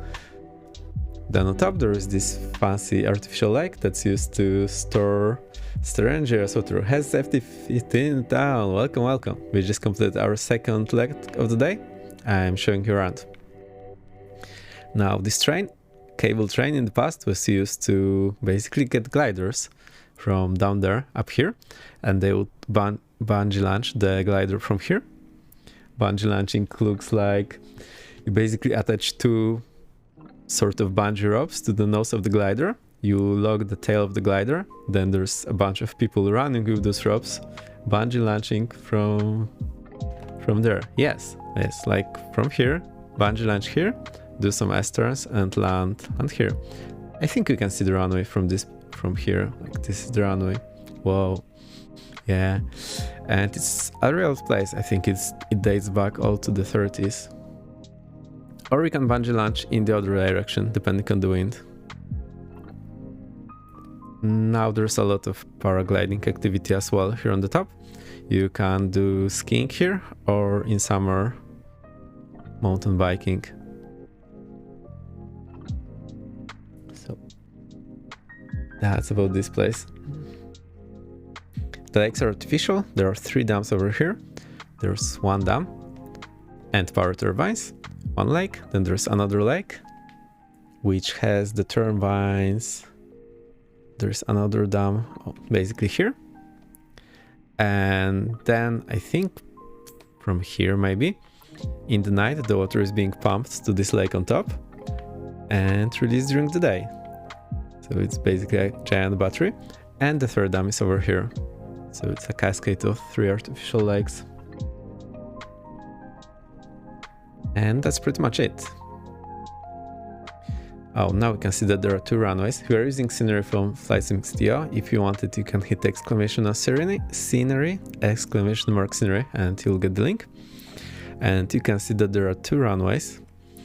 So now, when you land on this one, you must make sure you do not roll into the hangars. So whenever I was flying the gliders here, there you go, there are the sceneries. Thank you. I was usually landing on this one, and it's much safer because no matter what happens, you can just roll uphill until the glider stops.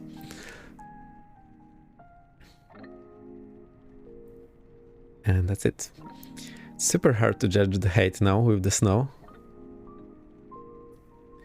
And the gliders will always take off in this direction, so you'll have the gliders just standing here, and they are being towed behind the plane, which often is a Wilga or Yak 12 or some other aircraft, maybe this time. So that's it. Now we'll be flying south. There are 2 big mountains there. So there's one, and there's another one. So I told you there are three mountain ranges. There is one mountain range over there. We are over the second one, and there is basically a third one here, and a fourth one here, and a fifth one back there. So the fifth one is the Tatra Mountains. They're the highest ones. These all 4 also have one common name, Beskidy. So this is the highest peak of them all. I think this is the highest top next to the Tatra Mountains. And our next destination is somewhere south of it and north of the Tatra Mountains, somewhere over there. That's where we'll be going. Should be easy with this weather. Again, we're not using live weather because it was not possible to fly VFR. We are using the let me check, the Arctic Chill preset from weather preset from ISO, I believe. It's on the marketplace and also on the other stores. Okay, let's have a look at the flight loaded up.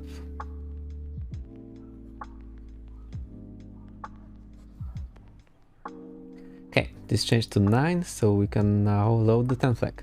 I'll go to next browser and do that.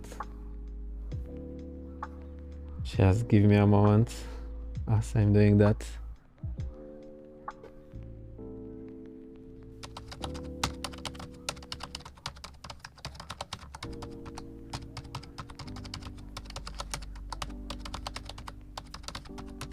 Any questions, please let me know. Not much here in Volanta, just this landing crate. So we'll start a new flight. And we are going to Novotarg. This will be our final destination for today, which basically will complete the mountainous part. From there on, in one of the feature streams, we'll go to Kraków, where we have been flying on the last stream in IFR. I think we'll take some other plane than Wilga next time, just so we can do it a bit faster. Okay, the flight is dispatched, so now we need to go to the A cars. Load from dispatch. Load from dispatch. No, I need to hit one more button. Oh, okay, this is done. Let's try to load again. Perfect. So, Commander 117, one passenger, 3,500 feet, 0. Forgot our VATSIM calls again. A bit hard to remember if there is no one flying around.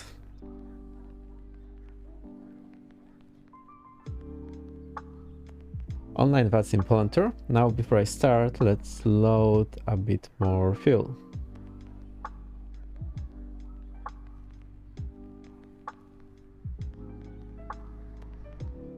Okay, I did reset the drone camera. Let's go back into the aircraft.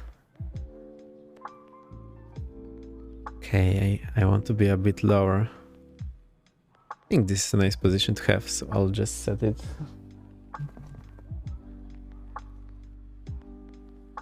I do hit Ctrl F10 on the other keyboard, and that's not the keybind. We need Alt F10.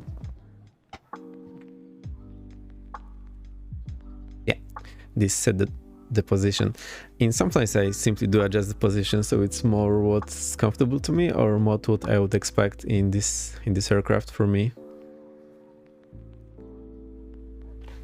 Alright, I did want to add the fuel, so let's do that. I think I do have it somewhere in the flow, so we'll just go to the menus.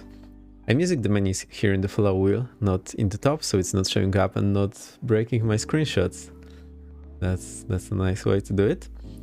Weight and balance and fuel. So we use 24% of the fuel. Okay, so we'll just put it to 50. This should be fine enough for us. And let's start the flight. Here we go. Start flight. Chewie can sleep well. Now the V-pilot. No one was trying to contact us, so that's great. Let's change the flight plan. So this goes up. We go from Echo Papa Zulu Romeo to Echo Papa November Tango.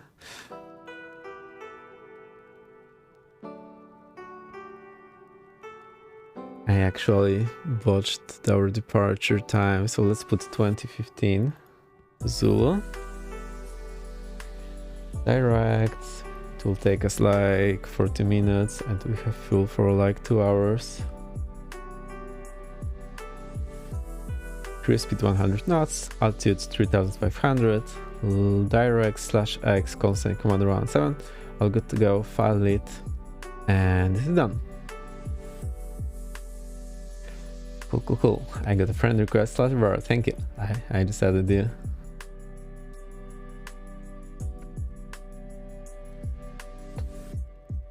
Okay. Let me see. What do we need next? This setup, so the overlay is showing correctly.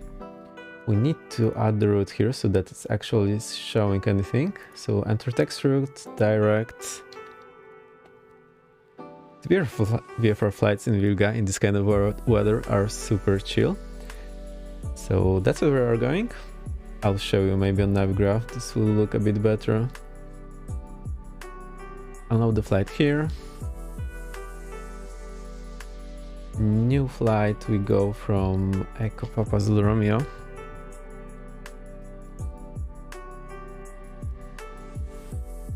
To Echo Papa November Tango.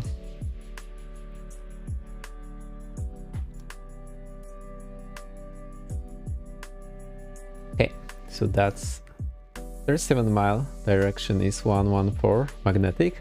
I learned the hard way that this is magnetic heading, although I believe it just should say it's 114 degree M. It will make it much easier. Now as far as the terrain goes, so I can show you these mountains again. Here's one mountain range, it's called Beskid Śląski. This one is then the second one, Beskid Mały, which we are now. The one in the south is Beskid Żywiecki, and this one I'm not very sure. The name has something to do with Pawia Góra, which is the highest mountain in the whole Beskid mountain range. It's actually here, Point Babko, I believe. Or is it? No, I think that's not it. Because the mountain is here at 4,500 feet.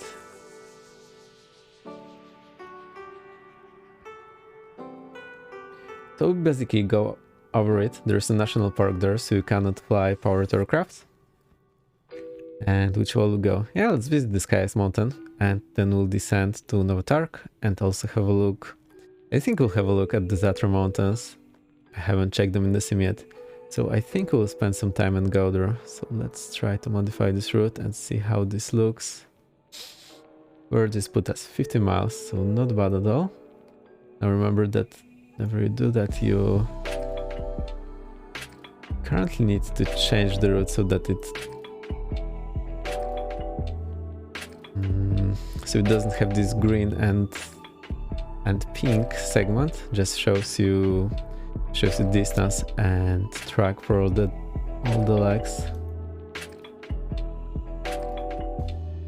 We'll just add this to the route after our last point. Now this looks better. So that's put us, 50 miles, no? 55 miles altogether. That's pretty okay.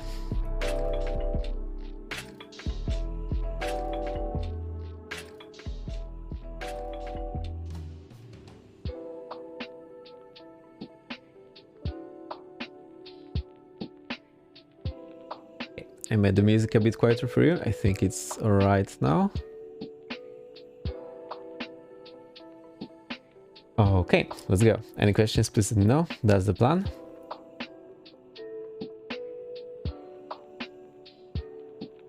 Vatsim is there, so we can jump back into aircraft and start it up.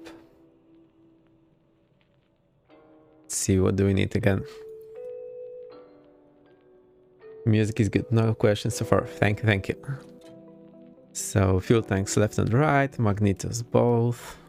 We need this funny air pressure for the starter. So I'll just, oh, it actually wasn't close. My bad. Now turn on the battery.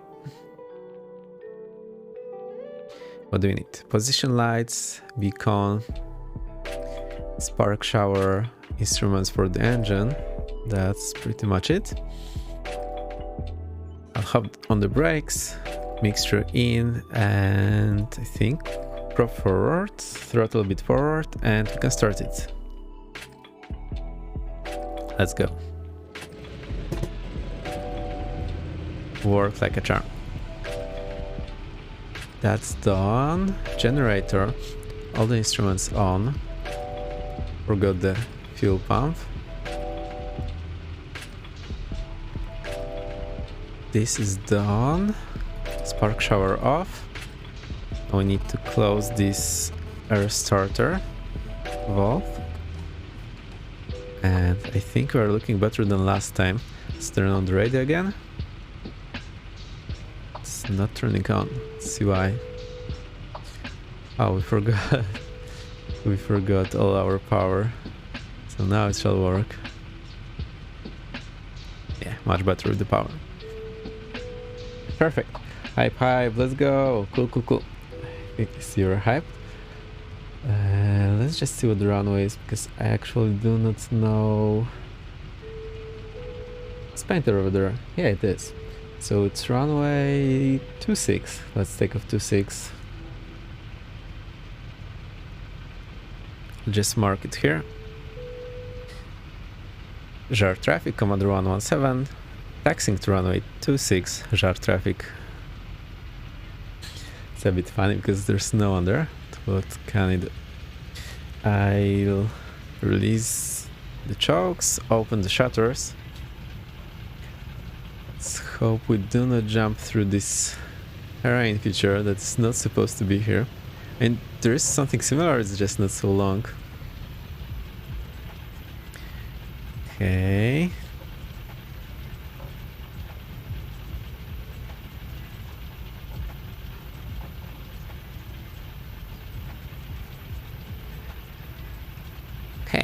So we can do flaps 1, landing lights on, oh my, and let's take off from here.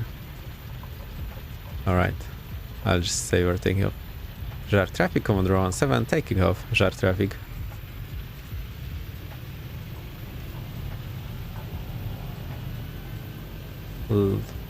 More left rudder. Here you actually need left rudder on takeoff, not the right rudder.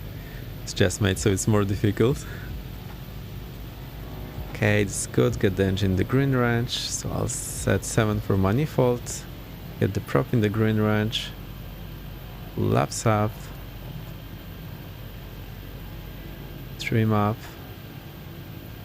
I'll hit the B again so we get the QNH. And landing light off. Okay, I think that's all good. Let's climb then. So we'll fly over this lake. And then go to the southeast. I need to find the round mountain, so bear with me. Oh, it's just showed up.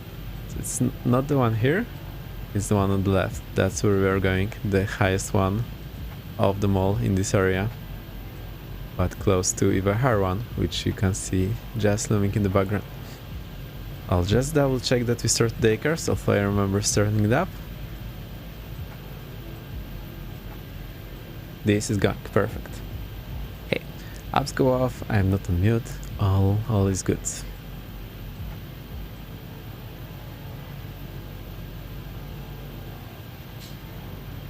Let's go. So we go to this highest mountain. I have been there 1 or twice, I believe. It's pretty cool.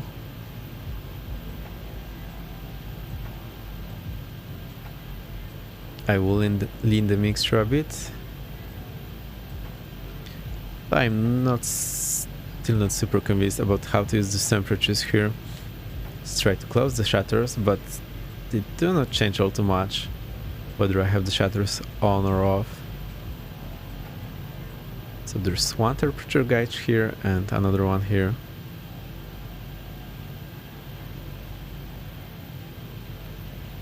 Let's go. Now that you can actually see something, that's much better. Now I am very used to the mountains, so whenever I see them, it's easier for me to navigate. When I don't see them, well, it's a world of travel.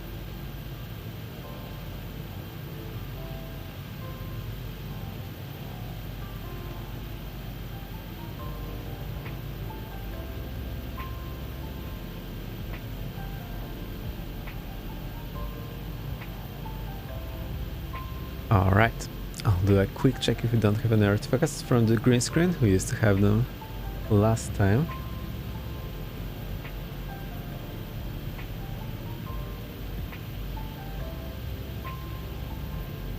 Looks like everything is fine.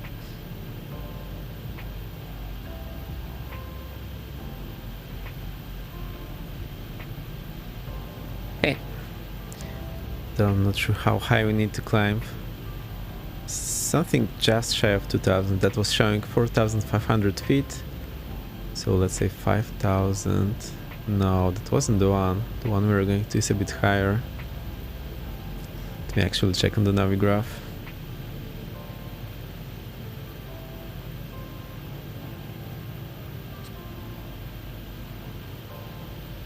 Oh, okay, so here we go. It's Navi graph. Let's try to find this mountain. There we go, 5600. That's more like it. Still not super high. Rotate away, just subscribe. Thank you, thank you, thank you. Awesome. I had a few follows when I was offline, so let me replay everything that we had.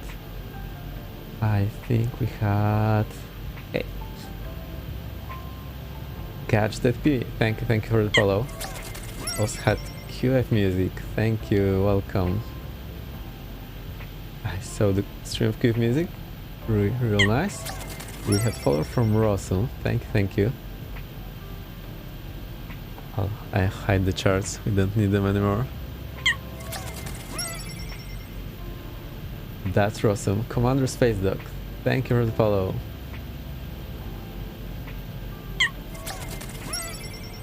And then we had Slartbart following. One else offline, thank you very much. And very nice to see her. Lumo James also following today. Thank you. And to subscribe today, Slartbart, welcome. We're glad to like it. And rotate away just now. Thank you. Very nice to see you on the board. There we go. Perfect. So that's the mountain. It's called Pavia Gura, one of the highest one in the area. Well, the highest one in the area.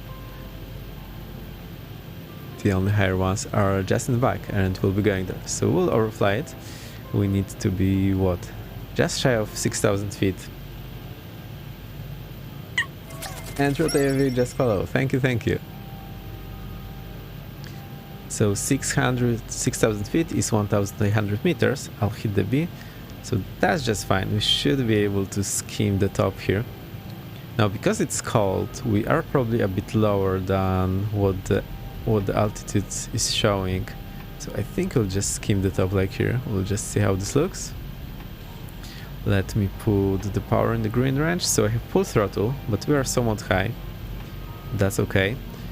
Manifold pressure is reading just shy of 7. I'll try to lean a bit more.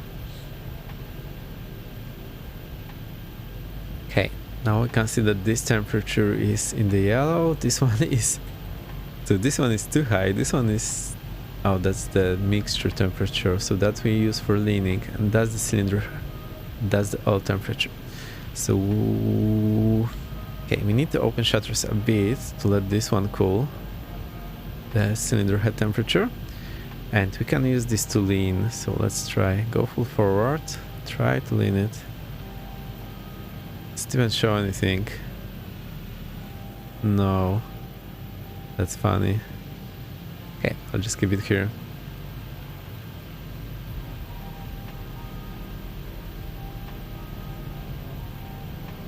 I'll put the heading back so that it's more or less where we are flying towards. So the plan is to skim this mountain, then go to those high ones, and we'll land somewhere over here. That's where our destination is.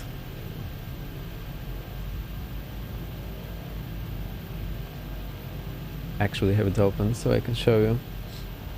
So we skim the mountain, go to the high mountains, Tatra mountains, and then we'll land here. I will turn off my positions so I made it a bit more difficult. And let's go back into the sim. Let's see around.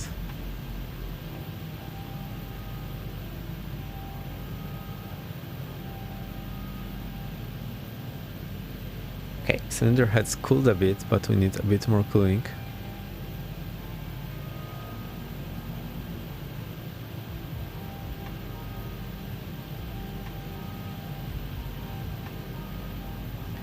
There we go. I think it will take a while. We are flying somewhat around 100 knots indicated. It's probably a bit faster when you count the true airspeed. Where is the cylinder head temperature? It's the one here.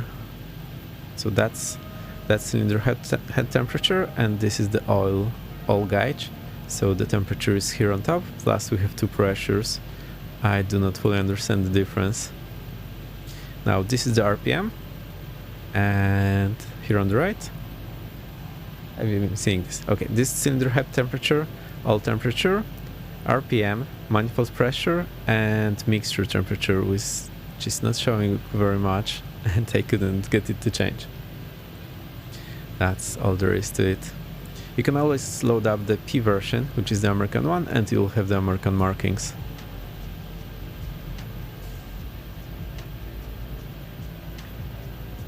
Perfect.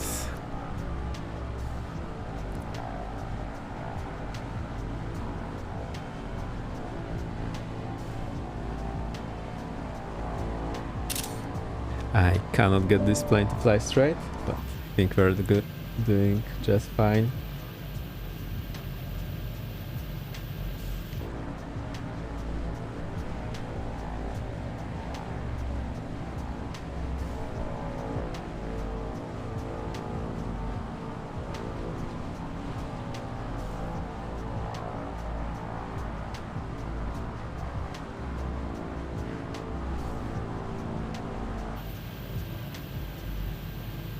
Probably a little updraft from mountain affecting it. It's just me not being a bit sloppy with the flying here. I don't think it has anything to do with the weather. Also, yeah, there is some turbulence. Anyway, I should be flying it nice. It's just this aircraft is very twitchy, so not doing a great job of flying it straight or at the same altitude. Okay, now we do have some distance to cross. Oh my. This will take a bit longer than I expected.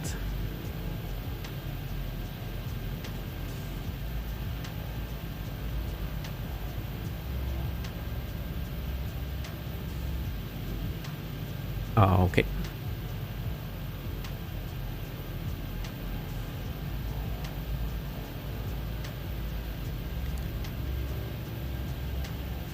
Now, the highest peak here is, I believe, something around 2,300 meters, so I don't think we'll go that high. Maybe we'll just get a little bit closer there and then go to our destination. It should be somewhere there on the left.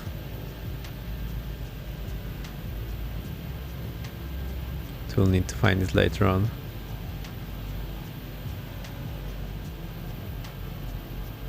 Oh, I think I remember. There's another mountain range there, and I think our destination is somewhere over here. But first we'll visit, there's like a tourist town at the base of those mountains, so we'll go there and see those mountains. Maybe let's see if we can climb. I have full throttle already. Okay, so there's not much we can do about the throttle.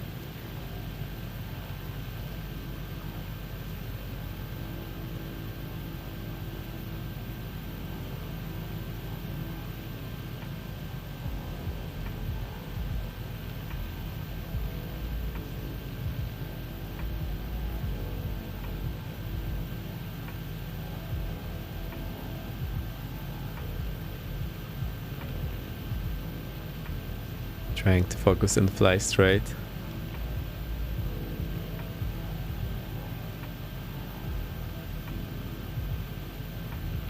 Now, how long it will take us? We're doing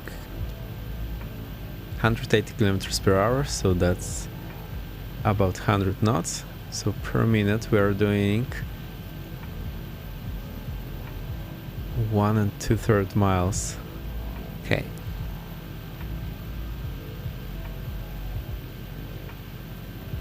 Now we are somewhere, where are we? Just past here. And that's, oh, I just moved it. 20 miles. This will take us like 12-15 minutes. Okay. and then another 10 minutes here. So we're looking at 30 minutes flight from now on, more or less.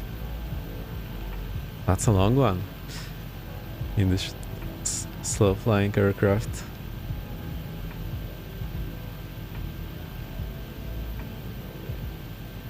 So maybe I can Google some images for the places I showed you before. I think that will be a nice idea. Can leave the aircraft be. There's nothing to hit at this point.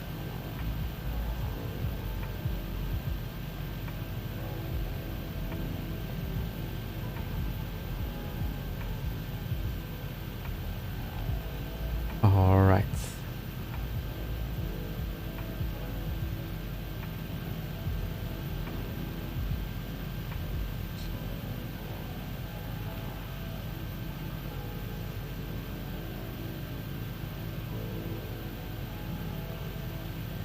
So that's the mountain that we just overflew. It's the highest one in the whole Beskid range. Oh, so it's actually this range. And there are some pictures of it on the Wikipedia. So we basically skimmed over top of this one. And it's very prominent, you can see it from very far away. Oh, pretty. Yeah, it is very nice. You don't need to climb there, but there is one route that's a bit like this. Yeah, it's also the one from very far away. So you can see it's pretty prominent. And that's the view from it. That's just where we're flying towards. So this panorama is basically where we're flying to.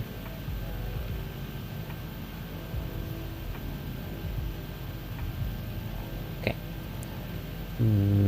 That's the one. I'll find some more places that we visited.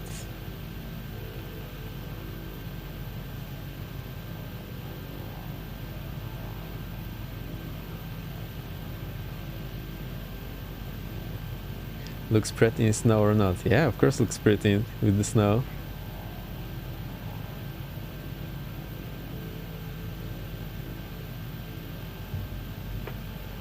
Alright, that's the ref list we just took off from Žar, which is also the glider school. So as you can see, there's Yak 12M here, and here's the lower hangar that we parked, and the upper hangar is over there with the gliders. Let's see, that's a view from above, so you can see the two runways, the longer one that I would like as a glider, and a shorter one basically for the aircraft. Oh, that's it. X3 is very Polish. Hey Phil, very nice to see. Yes, I'm Polish. I actually grew up in the place we visited first day. I'll just show you up.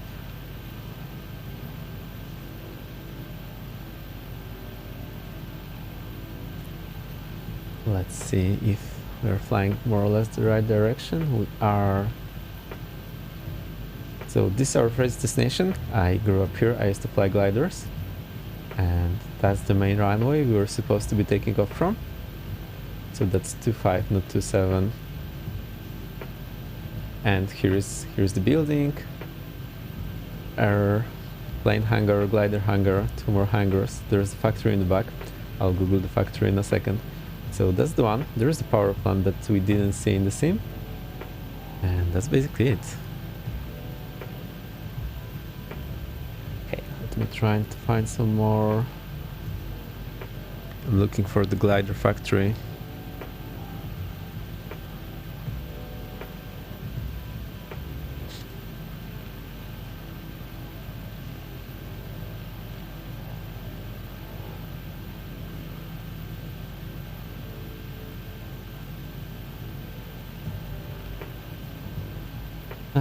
There we go. Are more grass runways than paved in certain areas? Yes, Poland is mostly grass runways, not very much paved runways in the aero clubs. There are few, but as far as I know, most have grass runways, which is mostly fine. So in our first destination, Wilga, there is this glider factory that has a very long history. There's not too much pictures of the factory, but we can see some gliders that they produced all the way back to 2040s, but I'm not sure if they didn't start a bit earlier. So most of the gliders I flew were from this one. Now this is an interesting one to fly because it's basically just open, no radio, no nothing. This is Botan, which is used as a training glider. I used to fly in it. It's actually wood glider. It's super heavy, but it's very nice to fly.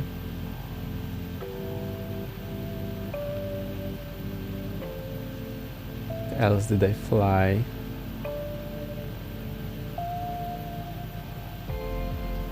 I flew this one, also a slightly different version. It was a very pleasant one, also wooden glider and very sleek. And actually these gliders, so if you know anything about gliders, there are classes. There is a standard class. So this is a standard class glider, and there is open class where there are no limits. The standard basically has some limitations like wingspan and so on. Open doesn't have it. And this glider actually won in the open class, and I actually met the person who did that and basically told that they were climbing through the clouds. That's how they did that. They were still able to do that, although the other people didn't fly through the clouds. Then we have some other constructions. So that's another training glider, single seat. I also used to fly in it quite a bit. It's also wooden.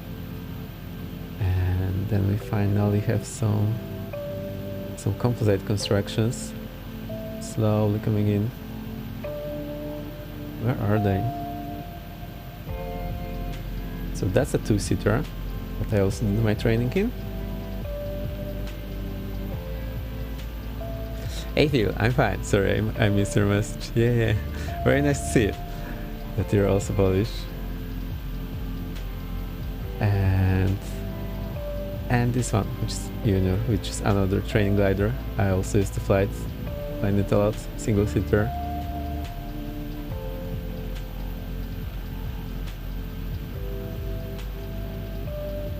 So as you can see, there's quite a lot. And I'll try to find the place where we're going to.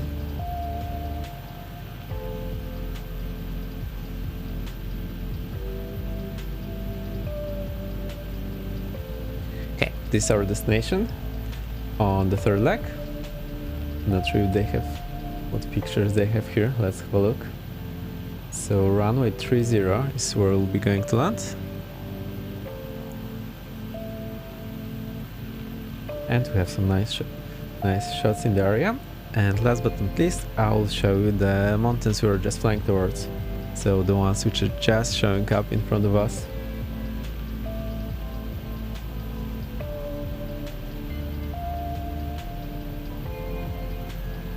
Grass runway. Yeah, a lot of grass runways here. Very popular. So that's just in front of us where we're going. I'm not sure what we'll be able to see or what I'll recognize. I also have been here in real life. A few times in summer, a few times in winter. Don't remember the exact numbers.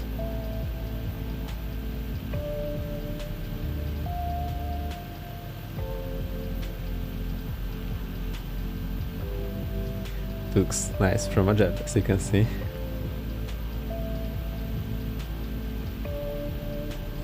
There's some wildlife there.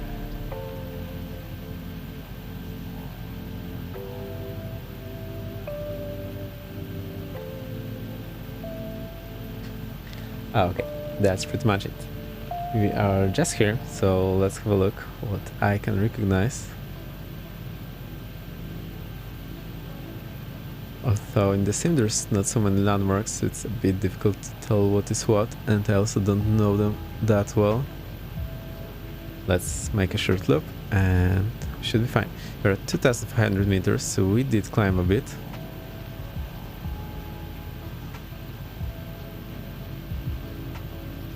I think we'll just make a short loop and go for landing. I think next time we can take some faster plane and just have a small round around here.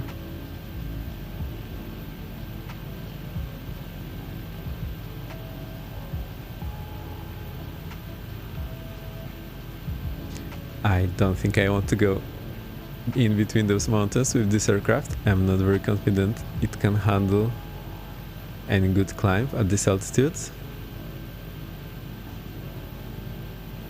So we'll need to pick a good aircraft for next time. I think the Cessna 414 might be a good candidate. I actually want to try it out again.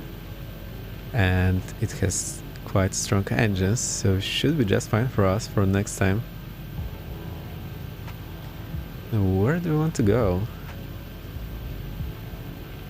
Let's see if I can have a better view from the drone camera.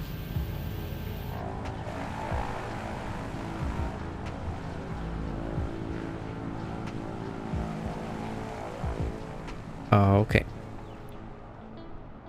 So there's a lake here. I think I know this one. I think I've been here. There should be some buildings over there. Yeah. Then there's 3 lakes in the back, which I have also been to. And I've been to one of those mountain peaks as well. And there's also a building you can live in here, like book for a night or get some food. And I've been hiking from there, sleeping here and going over here and back. And also one time I was here on the winter training. And there's more area, so in the back there's few more lakes, which I have never been to.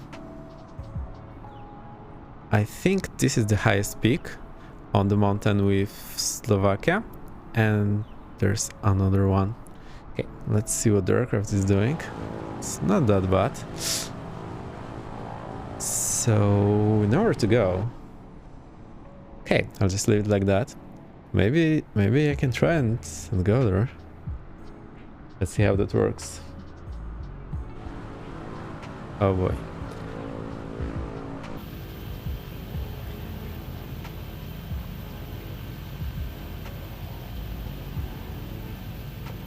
So the highest peak is 2,800 meters. Does the grass runway drastically affect what your aircraft can use? For example, do you be able to land something like Diamond 62, or does it have to be more than single engine type? Okay, it definitely affects what you can do. Normally you apply a factor, so whenever you do any calculations for takeoff and landing, you can apply factor for the grass takeoff. I don't remember the number, it's like 0.7, so whatever distance you how did that work? Or maybe 1.4? Honestly I forgot it. This was in the exams long time ago, but I don't remember it. So what you will notice is that the grass creates a lot more drag when you're trying to take off. So obviously you need longer distance to take off, sometimes maybe also more power. So that's how it works. Then depending on the wheels, it will be more or less pleasant. So this aircraft has huge wheels. They don't look huge, but they really are. They're like this big. Yeah, that's pretty much it. I hope that answered your question. So you definitely need to take into consideration that your takeoff run will be longer, and depending on the quality of the surface, it can be much longer. And there is a factor that you will use. So basically whatever you calculate from the manual, you apply this factor and this should cover you. But in reality, you have to understand that this may vary. So I'm not super sure where we are.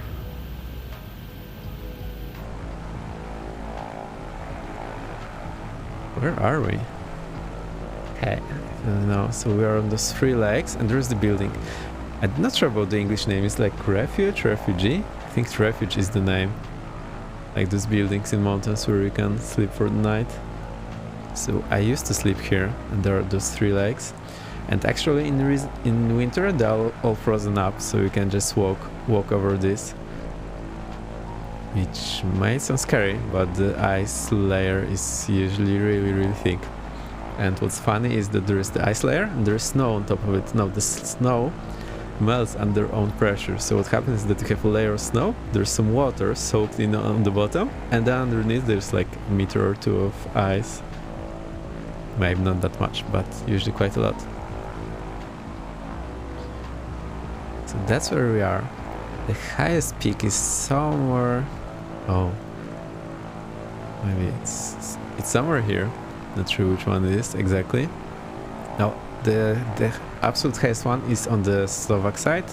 The highest Polish peak is one of them here. I've never been there, so don't really remember which one it is.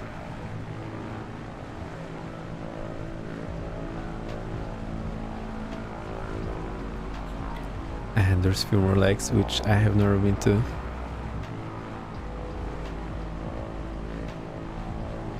Nice, so that went pretty smooth.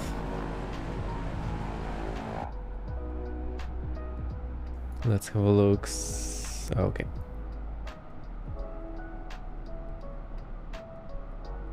Should probably look at the aircraft.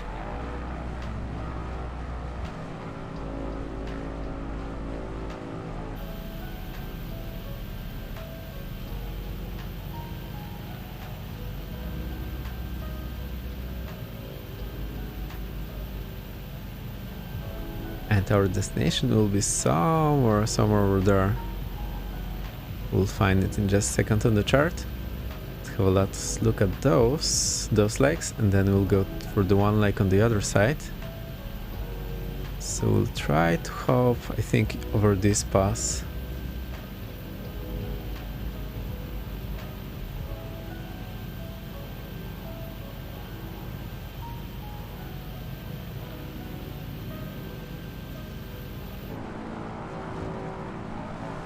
We lost some altitude. There's like 1, 2, 3, then there's the fourth one, or just the pass. Let me see.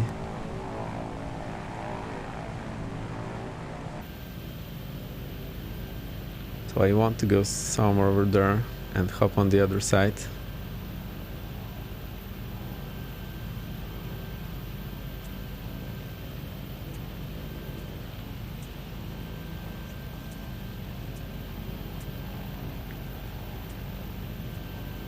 Need some more altitude for that, so we'll move the prop forward to the edge of the green ranch. Let's see if we can climb.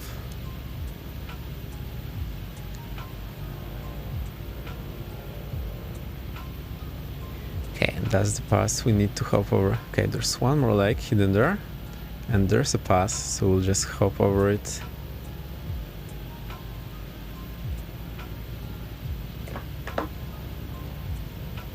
I think this will be where we want to go.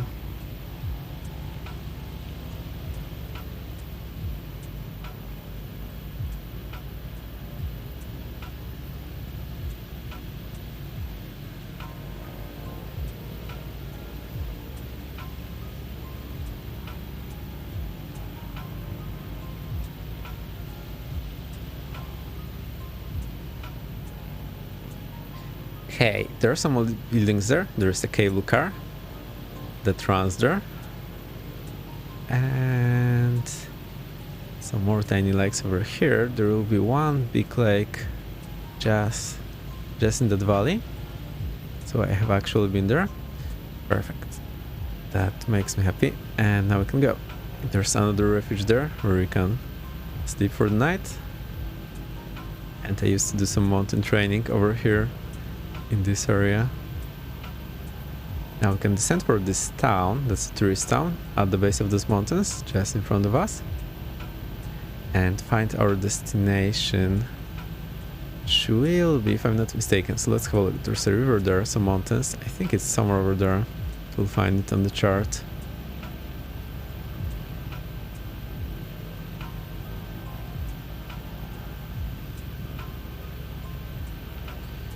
Okay.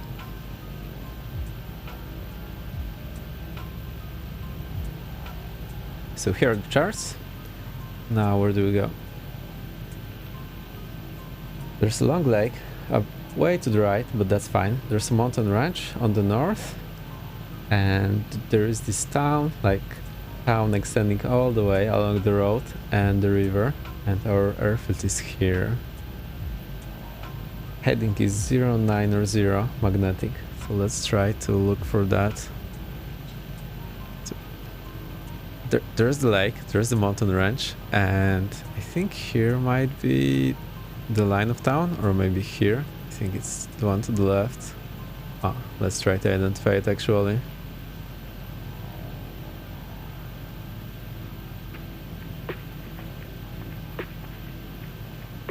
Put the mixture in, temperatures look okay. Which one is it? The one to the right or the one to the left? I think the one to the left because it's a bit further away. And it should be a bit far from the lake, so this looks like a better spot. Also the towns seem to follow that direction. Let's see if we can see those two rivers on the chart, just to make sure. That's the one. I think more or less, yes, there is this river here going into the lake, turning right, and the ones over here. Okay, so that's the river going into the lake. It's not the one we want to follow.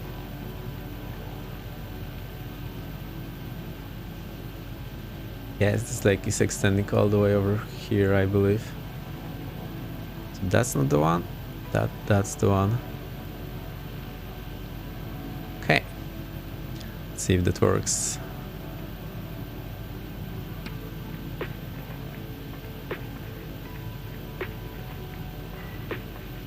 And runway was 30.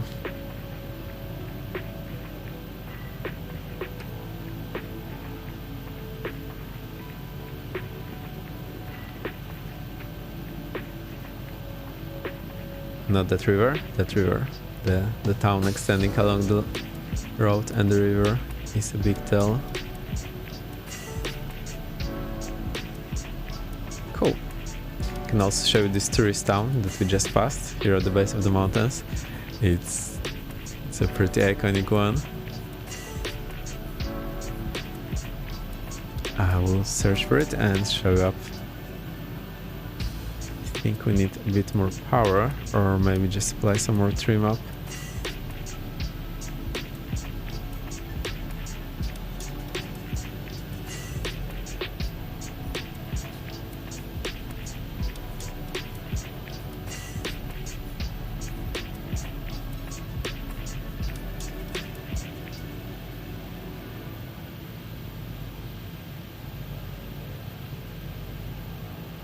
Okay, found it. So that's the town, Zakopane, which is at the base of the Tatra mountains. And let's have a look at some photos. So we can see those mountains just towering over the town. And we have some old photos. Very old painting.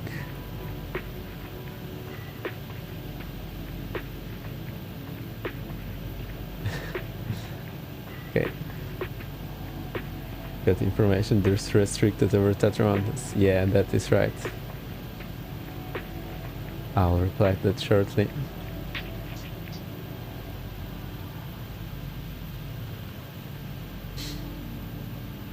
Let's have a look if we have anything more here.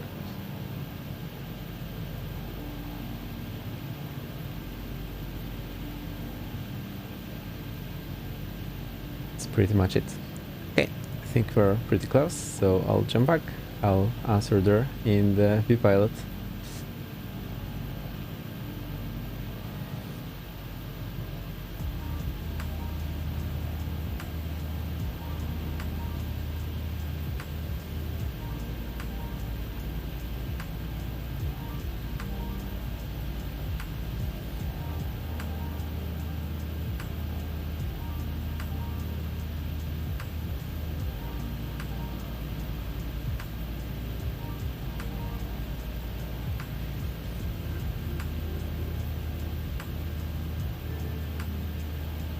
Okay, so we're here. Let me check our destination. Okay, let's have a look. So we're on Vlanta. This is just coming up. So we go to the north and we'll land at runway 30, and that will be it.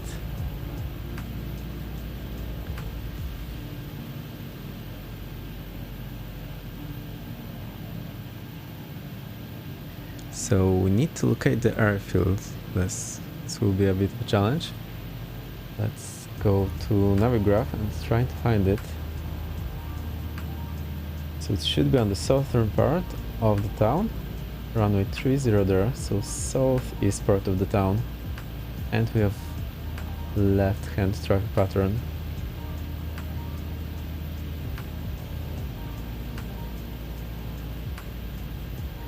Okay, I wonder, does anyone care about the restricted airspaces on the VAD sim? Because most of the time you do not have any good source for the airspace data for some countries unless you live there or have some real charts. So I'm curious how this is handled on Navigraph. And let's jump on site.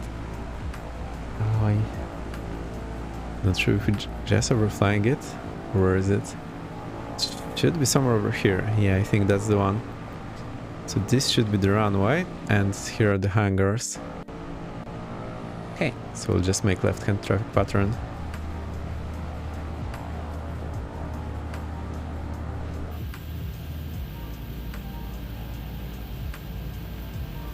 Novotark traffic, commander 107, over the field. We'll do left-hand traffic circuit for landing at runway 30, Novotark traffic. Okay, let's descend, landing light on. I think that's all we need at this point. Don't remember the elevations. Let me check. Actually it says here, so that's 2000 feet, which is 600 meters. So we need to descend to 900 meters for the traffic pattern. The runway is 30, so let's set this up.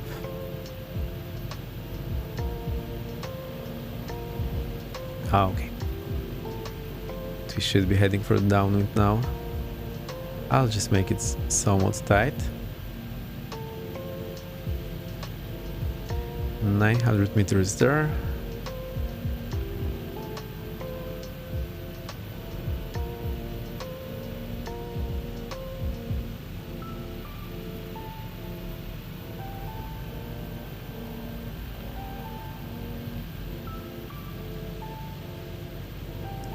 Okay, we are left downwind. I can see the airfield. Not exactly sure the runway, so we'll have to find it. Novotark traffic, commander 107, left downwind runway 30, Novotark traffic. Let's try not to lose it. Those hangars are very prominent, so that's easy to see. I think we'll just go to this tree line and land from there. It should be about right. Okay, flaps 1.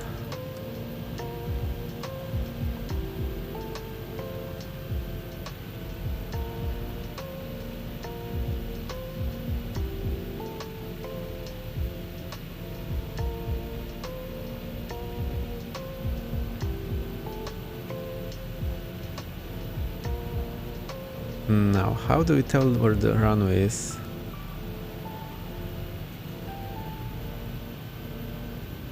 Okay, I think it's this overlay here.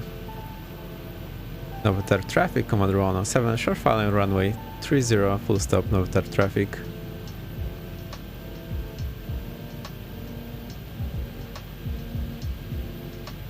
We'll just land with the flaps 1. I'm not super confident which part is the runway. And as far as the heading goes, that looks a bit off.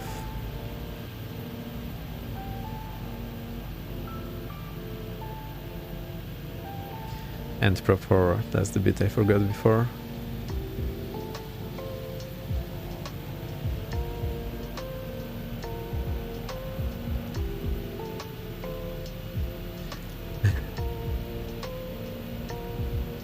See, we have some predictions. Last chance. I think you got the one from the previous landing. I have no clue where the runway is, so we'll try to find it with the drone camera. We see some balloon there, that's interesting. Boom. It was a bit of a rough one. That's fine. 233. Okay. Just go to in front of one of those hangars and shut down there.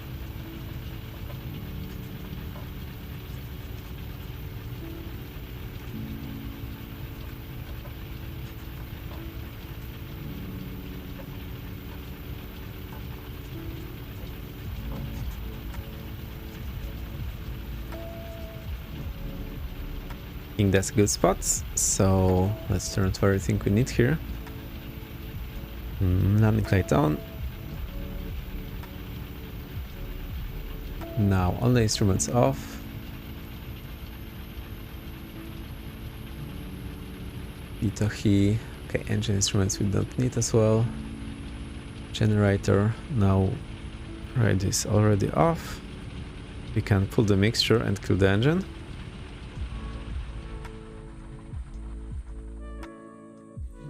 Okay. Lights off, battery off. See if I remembered to turn down this air pressure. That's done. Gas lock. Wheel chokes. And I think we're good. So I'll move the prog back. Fuel tanks off and magnetos off. And I will close the shutters. Should be closed. Cool, so that's it, we arrived. Let's look around and then we'll go to the base and finish up here.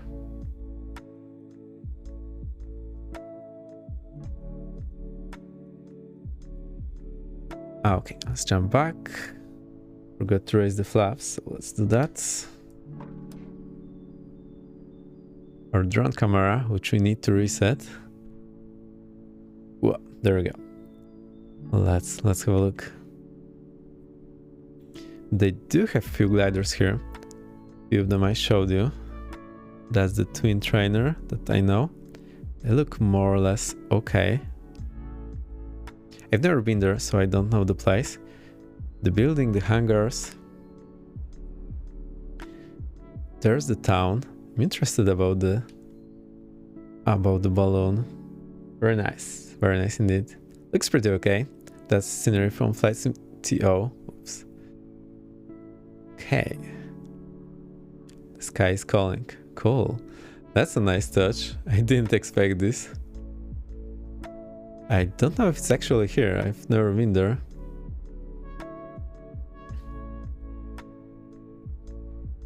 So here's another mountain ranch. I have been there in real life. And our next destination for one of the next streams is somewhere north. It's the controlled airport. So if you go with VATSIM, I'll need to be more on top of my game.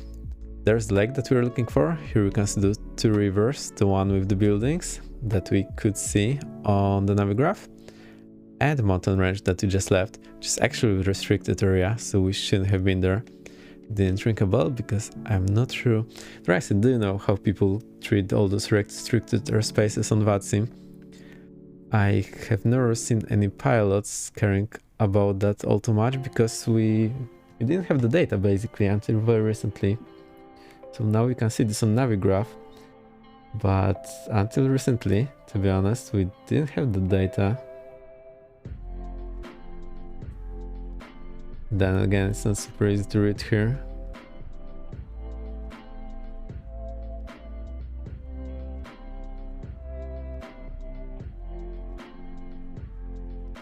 Cool, that's a nice view. Actually looks good with this weather preset, and we came all the way from somewhere over there.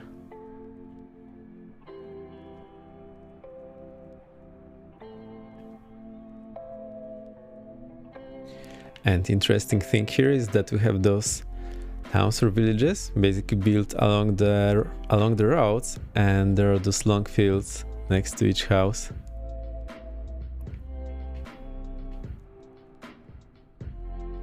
Okay, let's jump back to the plane and I'll get down to the base. Looks pretty cool, yeah.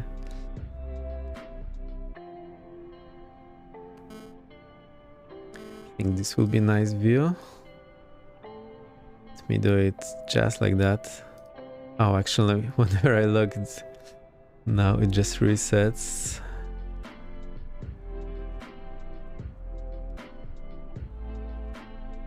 I can do that with the controller, I believe. No.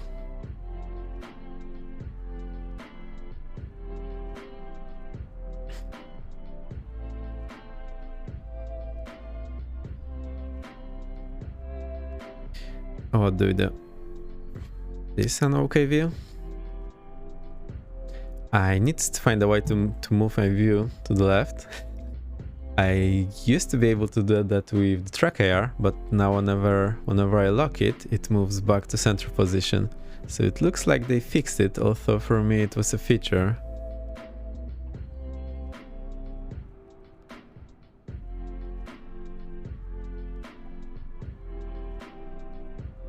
Alright, I think that's it. I mute the mic, get my guitar gear on, and we'll play a bit. Dang, they removed the feature, you know. So there's different behavior between track AR and Toby. So now they baseline both to what Toby was doing. But I did find this feature pretty useful because I could lock my view somewhere, but maybe for some people they were not sure why their view is not where it's supposed to be. Maybe that was the reason. Actually, there wasn't any good way to reset it unless you use the track AR hotkey. Okay, let me get the bass out.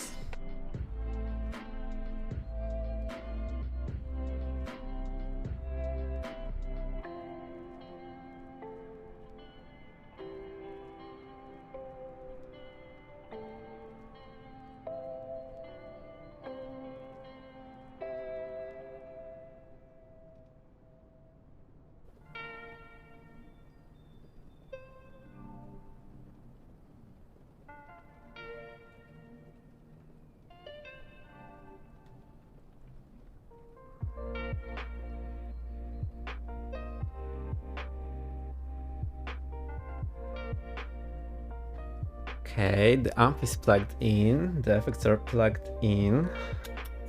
Let me see if everything works. I'll kill the music, get the chirps on.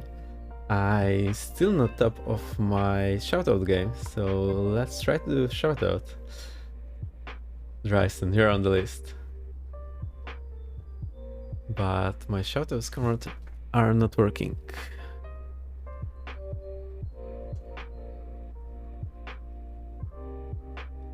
There you go.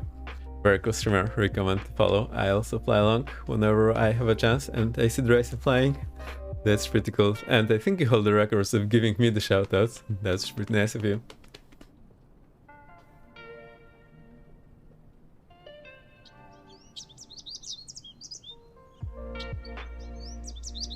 Cheers are in, the music is off. I'll get the misses also off. Mute it for myself. Okay, things under control. Now I mute the guitar.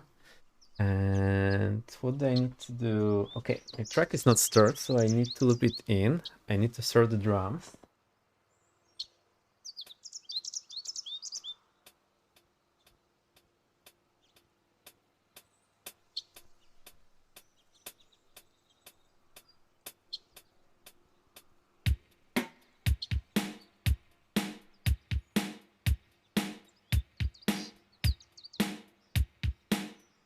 That seems about the right tempo. So I'm using the looper Boss RC30. It's not the easiest one to use, so I need to fiddle with it a bit. I think I already did it with the FX today. There's a bit too much distortion that I wished, so I'll try to make it a bit better next time. Or maybe I'll just turn it off.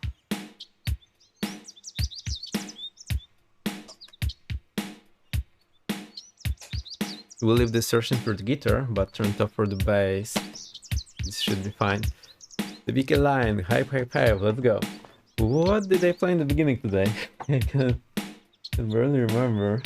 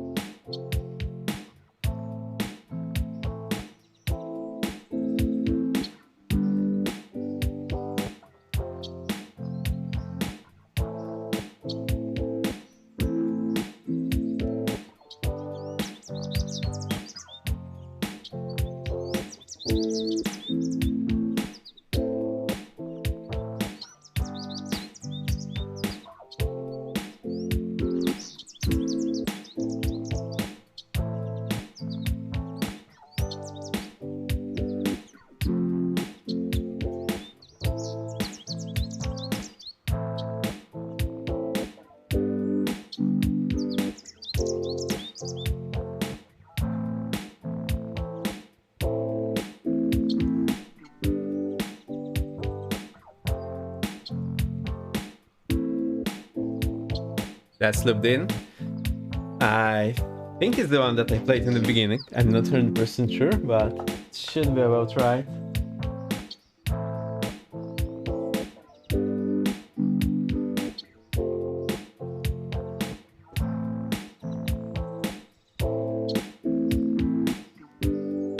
Yay.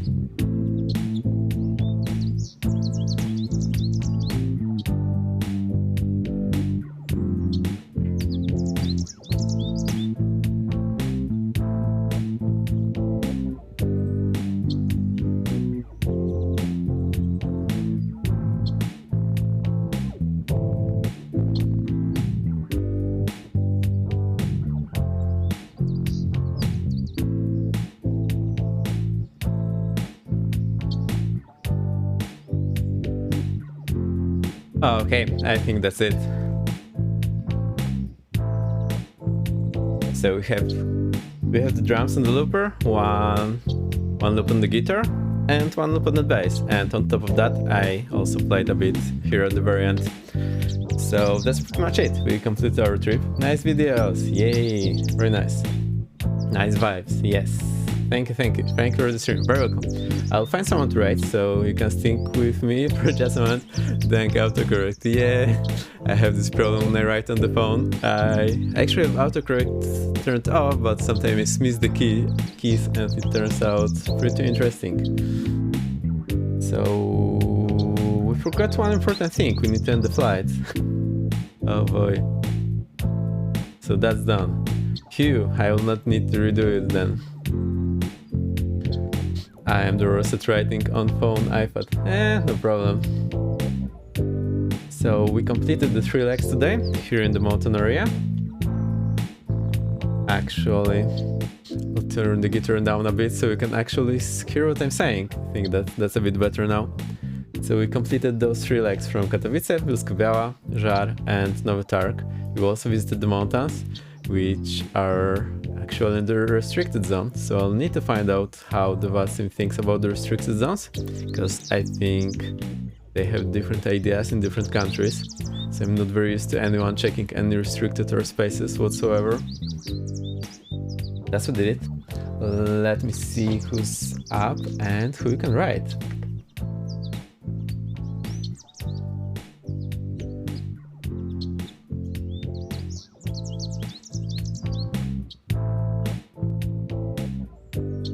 Remember to tune down the vibes whenever I'm talking to you next time. Let's see. It's pretty late, so a lot of people who I don't really know. It's really not, I know. Just check one more place.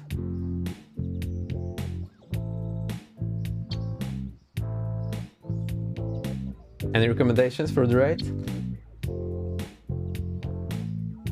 So much to choose from. There's so many online now. Unbelievable.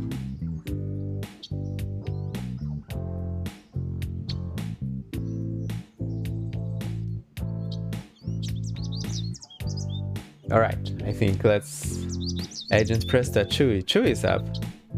I've never read Agent Presta or Dig Driver, so I think we'll go for Agent Presta. That's a good recommendation. Thank you.